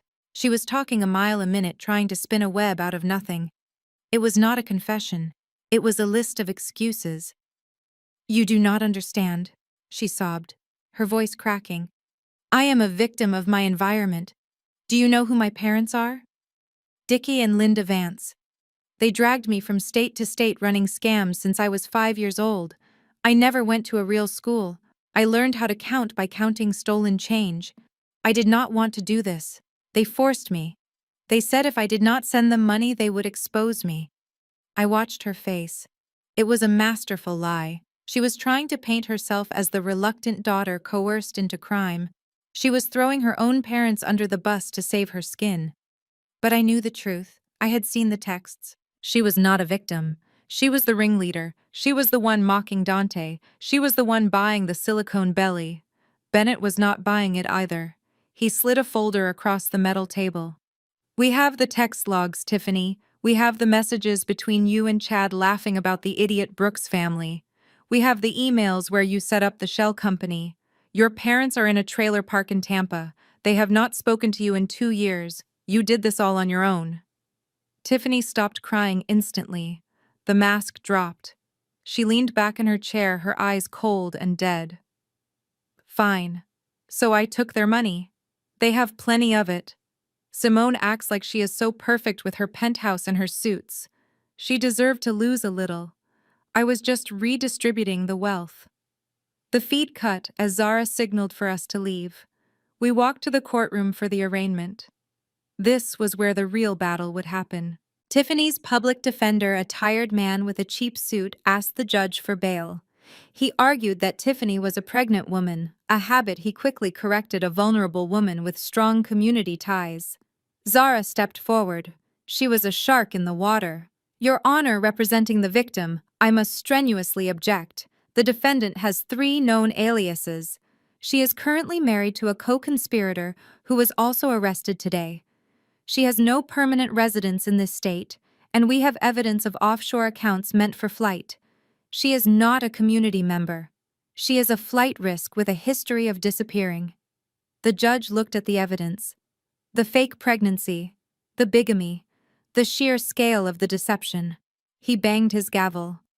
Bail is denied. The defendant will be remanded to custody pending trial. Tiffany gasped. She looked back at the gallery, searching for Dante, searching for anyone to save her, but the seats were empty. I had sent Dante home.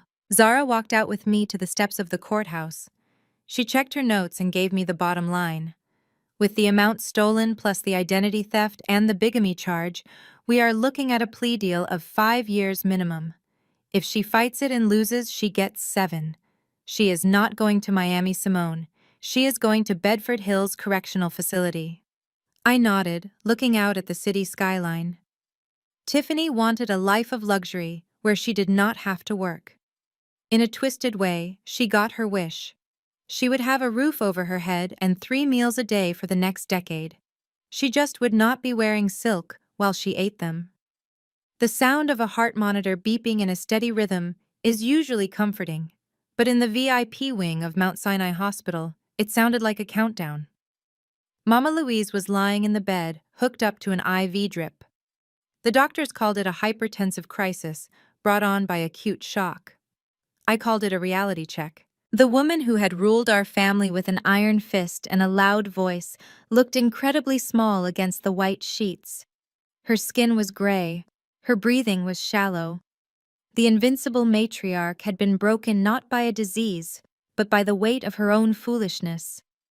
I sat in the uncomfortable vinyl chair in the corner of the room. I did not sit by the bedside. I did not hold her hand. I kept a physical distance that mirrored the emotional chasm between us. I had paid for the private room. I had spoken to the doctors. I had done my duty as a daughter.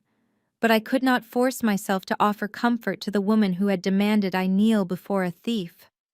Her eyes fluttered open. It took a moment for her to focus on me. When she did, her eyes filled with tears. They spilled over, running down her temples into her hair. "Simone," she whispered, her voice a raspy croak. "You are here. I thought you would leave me. After everything I said, I thought you would let me rot." I crossed my legs and looked at her steadily. "I am not Dante, Mama. I do not run away from messes. I clean them up." She flinched at the mention of my brother. Dante was currently sleeping on my couch because the police had sealed his apartment as a crime scene.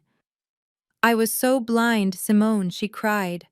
"I wanted grandbabies so bad. I wanted Dante to be happy." She played me like a fiddle. And I let her. "I treated you like the enemy because you were the only one speaking the truth. I called you a traitor. I said you were jealous.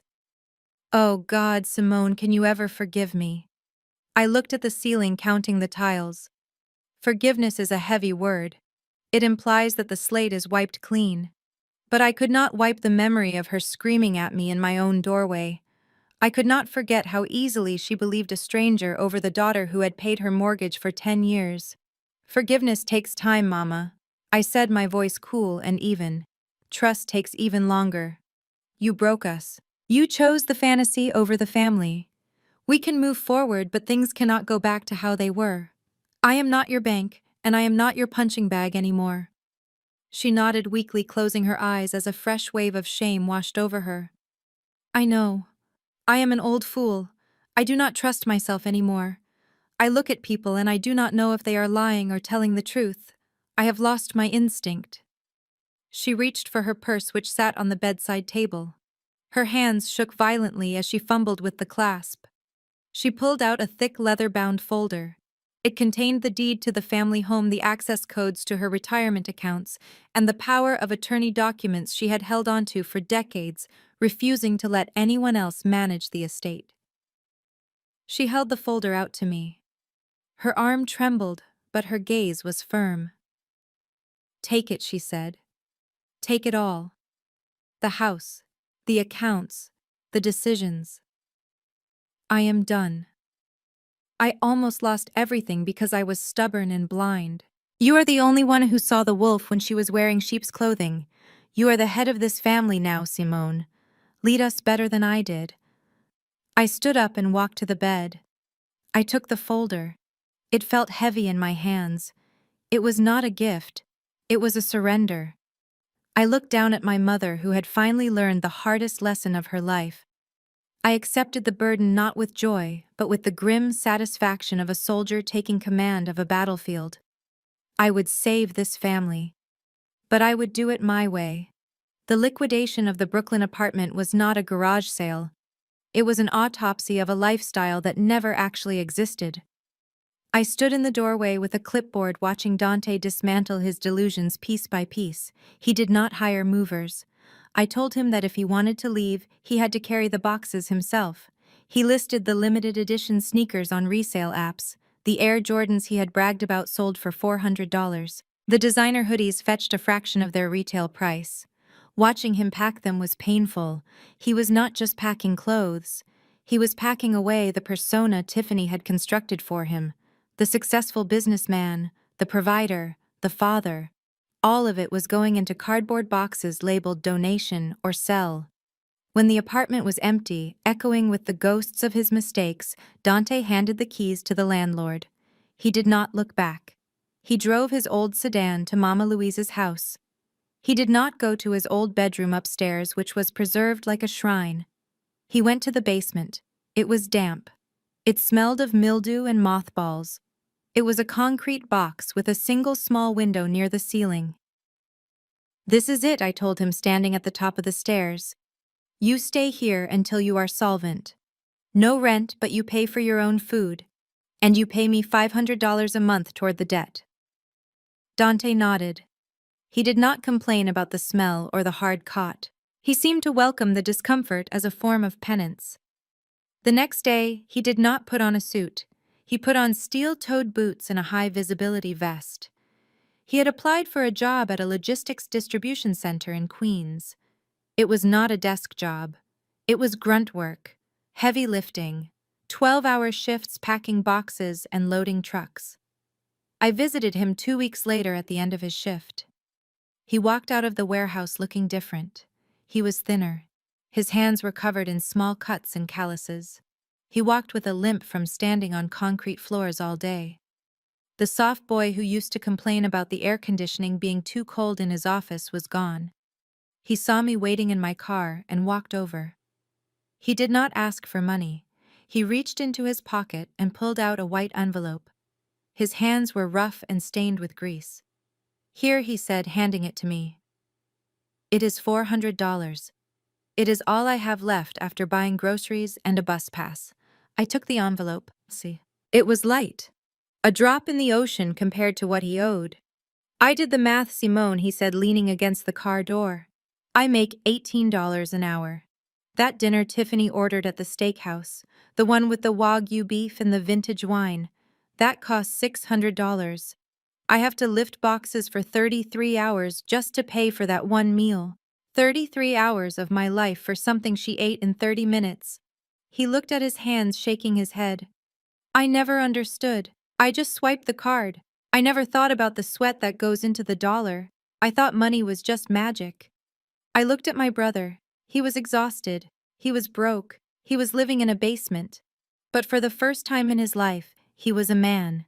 He was not defined by a woman or a credit score. He was defined by the ache in his back and the cash in that envelope. "Keep working, Dante," I said, starting the engine.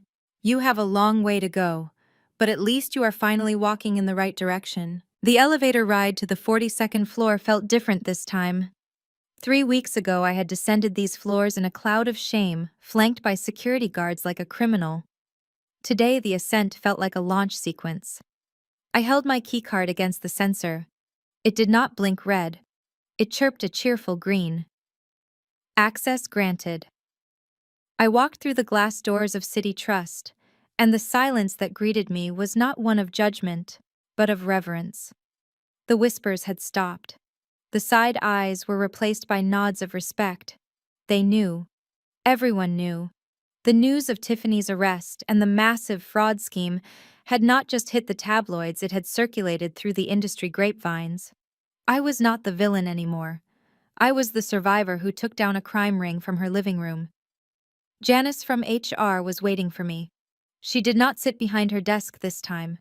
She stood at the door, wringing her hands, looking smaller than I remembered.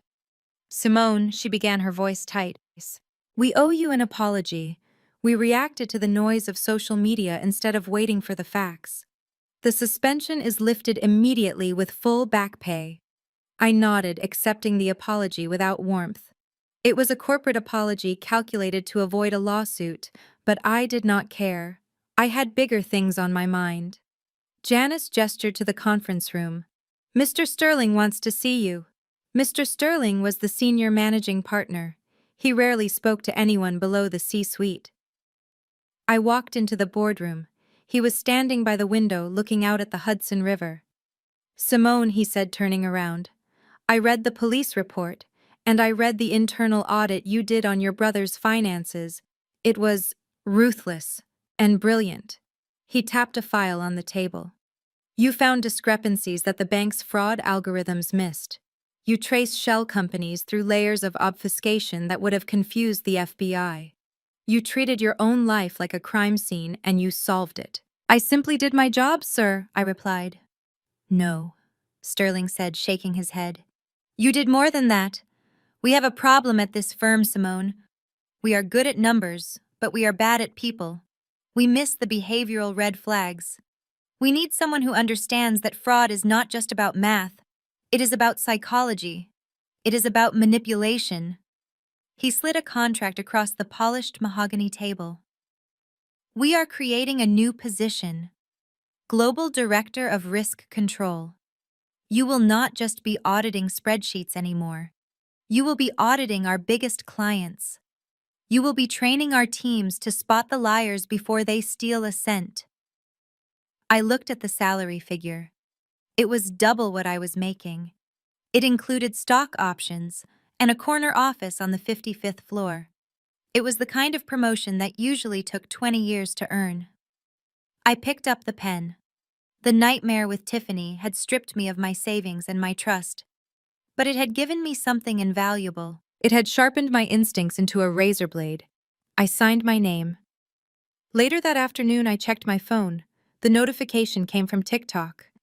The video of Tiffany crying had been removed for violating community guidelines on harassment and misinformation. In its place was a generic statement from the platform apologizing for the error. The hashtag "Toxic Sister-in-Law" was gone buried under a wave of new comments praising me as the Sherlock Holmes of the Upper East Side. I stood by the window of my new office, looking down at the city. The cars looked like toys from up here. I had lost a sister-in-law, but I had found my true calling. I was no longer just an auditor. I was a hunter, and business was good. The wheels of justice turn slowly, but they grind exceedingly fine. It had been 6 months since the debacle at the plaza. 6 months of depositions, affidavits, and meetings with the district attorney. The seasons had changed outside. Winter had turned to a slushy gray spring. But inside the Manhattan Criminal Court, time felt suspended in a perpetual state of fluorescent-lit judgment. I sat in the front row of the gallery. I was not there as a victim. I was the state's star witness. Beside me sat Dante. He was not wearing a tuxedo. He was wearing a simple button-down shirt and slacks that he had bought from a discount rack. His hands were clasped tightly in his lap. He looked older. The softness around his jaw was gone, replaced by the lean, hungry look of a man who works physical labor for a living. He did not look at the defense table. He stared straight ahead at the judge's bench. When the bailiff announced the entrance of the defendant, I felt Dante stiffen. I turned my head. The woman who walked through the side door was a stranger. Tiffany Vance was gone. In her place was inmate number 84732. The prison system had stripped her of every weapon she possessed. There were no hair extensions. Her blonde hair had grown out, revealing 3 inches of dark, mousy roots. There was no contouring makeup to hide the hollowness of her cheeks. Her skin, which used to glow with expensive serums, was pale and breakout-prone. She wore a shapeless beige jumpsuit that swallowed her frame. She did not strut. She shuffled. Her ankles were shackled, and the metallic clinking sound echoed through the silent room. She looked at the gallery, searching for a friendly face but finding none. Her eyes met mine for a brief second. There was no fire left in them, no smugness, just a dull, flat resignation. She looked away quickly, unable to bear the weight of my gaze. I took the stand when called. My testimony was clinical. I did not cry. I did not rant. I simply walked the jury through the timeline. I explained the forensic accounting. I explained the shell companies. I explained the fake medical records. I presented the facts with the same cold precision I used in my boardroom presentations. The jury did not need emotion. The numbers were damning enough. When the judge asked me about the impact of her crimes, I looked directly at Tiffany. It was not just the $85,000, I said, my voice steady. It was the emotional bankruptcy. She took a family that was whole and she fractured it for profit. She monetized our love. That is a debt that can never be repaid. The deliberation took less than 2 hours. The jury returned with a guilty verdict on all counts. Tiffany did not react. She sat frozen, staring at a spot on the table. The judge adjusted his glasses and looked down at her. Ms. Vance, you have shown a predatory pattern of behavior. You exploited the trust of your husband and his family with a level of calculation that is chilling. This court finds no reason for leniency. He paused, letting the weight of the moment settle. I sentence you to 6 years in a state correctional facility, followed by 3 years of parole. You are also ordered to pay full restitution to the victims. 6 years. The gavel came down with a sharp final crack.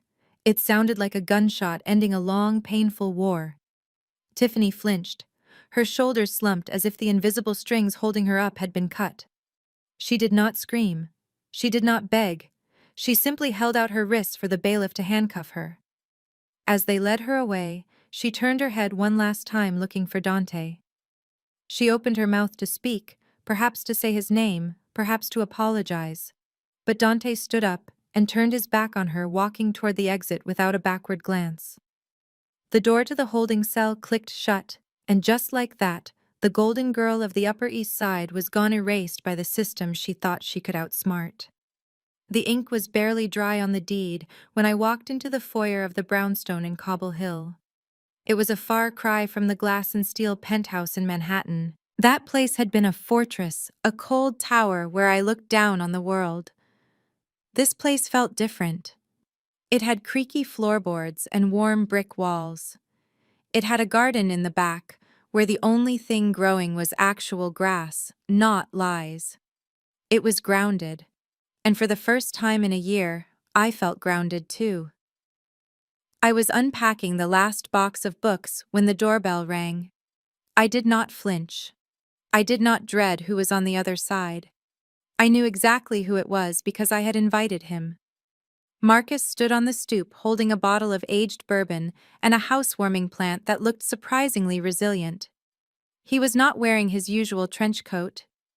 He was wearing a fitted leather jacket and a smile that did not look cynical for once. "Nice place, Simone," he said, stepping inside and looking around with a professional eye. "Good sightlines, sturdy locks. I approve." I took the plant from him. High praise coming from the most paranoid man in New York. "Come in. The boxes are barely open, but I think I can find 2 glasses." We sat on the back patio watching the sun dip below the skyline. The air was cool and crisp. For months, my interactions with Marcus had been transactional. Brief phone calls, exchange of documents, grim updates about felony charges. But today the case was closed, the bill was paid, and what remained was a comfortable silence that did not need to be filled with strategies. "You know," Marcus said, swirling the amber liquid in his glass, "usually when I finish a job, the client never wants to see me again. I remind them of the worst time in their lives. They want to forget the mess." I took a sip of the bourbon. It burned in a good way. "I am not trying to forget the mess, Marcus. The mess made me who I am. Besides, you were the only one who did not lie to me. In my world, that is a rare currency." He looked at me, his dark eyes catching the last of the light. "You saved yourself, Simone. I just dug up the dirt. You were the one who had the courage to look at it." There was a moment then, a shift in the air. It was not the lightning strike of a romance novel. It was something slower, a recognition of shared competence. He respected my strength, and I respected his truth. In a life filled with people trying to extract value from me, here was a man who brought his own to the table. He clinked his glass against mine. "To new beginnings." "To independence," I corrected him with a smile. I looked out at the garden. My phone was in the kitchen, silent. My brother was building his own life. My mother was managing her own peace. And I was here in a house I bought with my own hard-earned money, sitting next to a man who knew all my secrets and stayed anyway. I took a deep breath, filling my lungs with the fresh evening air. I had won the war. Now, finally, I was going to enjoy the peace. The city lights of New York glitter below me, not as a chaotic sprawl, but as a grid of endless possibilities. From the balcony of my new brownstone, the noise of the traffic is just a distant hum. I swirl the remaining bourbon in my glass, watching the amber liquid catch the reflection of the moon. It has been a long road from the interrogation room to this quiet garden. I have lost money. I have lost friends. I have lost the naive version of myself who thought that family loyalty was a suicide pact. But looking at the peace I have built around me, I know I have gained so much more. We are often taught that boundaries are selfish. We are raised to believe that saying no to family is a betrayal, especially as women and especially as providers. We are conditioned to be the fixers, the safety nets, the silent bankers who keep the lights on while everyone else plays in the dark. I spent years thinking that if I just gave enough, paid enough, and tolerated enough, I would earn their respect. I thought I could buy peace. But I learned the hard way that you cannot buy respect from people who profit from your disrespect. Predators like Tiffany do not stop because you are kind. They stop only when you cut off the supply. And sometimes the people we love, like my brother and my mother, become accomplices, not because they are evil, but because they are weak. They chose the comfortable lie over the difficult truth. My audit did not just expose a financial crime. It exposed the rot in the foundation of my relationships. It taught me that a boundary is not a wall that shuts people out. It is a gate that protects the garden. It dictates what gets to come in and what has to stay out. I let the love in. I let the truth in. But the entitlement, the manipulation, and the emotional blackmail, those stop at the gate. I do not regret what I did at the plaza. Some might call it cruel to air dirty laundry in public. I call it necessary sterilization. Sunlight is the best disinfectant. By speaking up, I did not just save my bank account. I saved my brother's future. I saved my mother's dignity. And most importantly, I saved my own soul. I learned that I am not responsible for other people's choices, only for my reaction to them. I stopped setting myself on fire just to keep other people warm. Now I turn the question to you.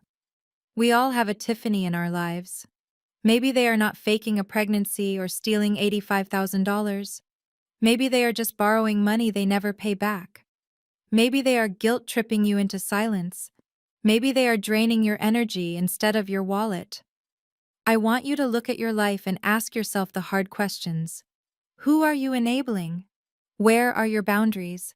And are you brave enough to close the account when the cost becomes too high? This has been my story. My name is Simone Brooks, and this was my final audit.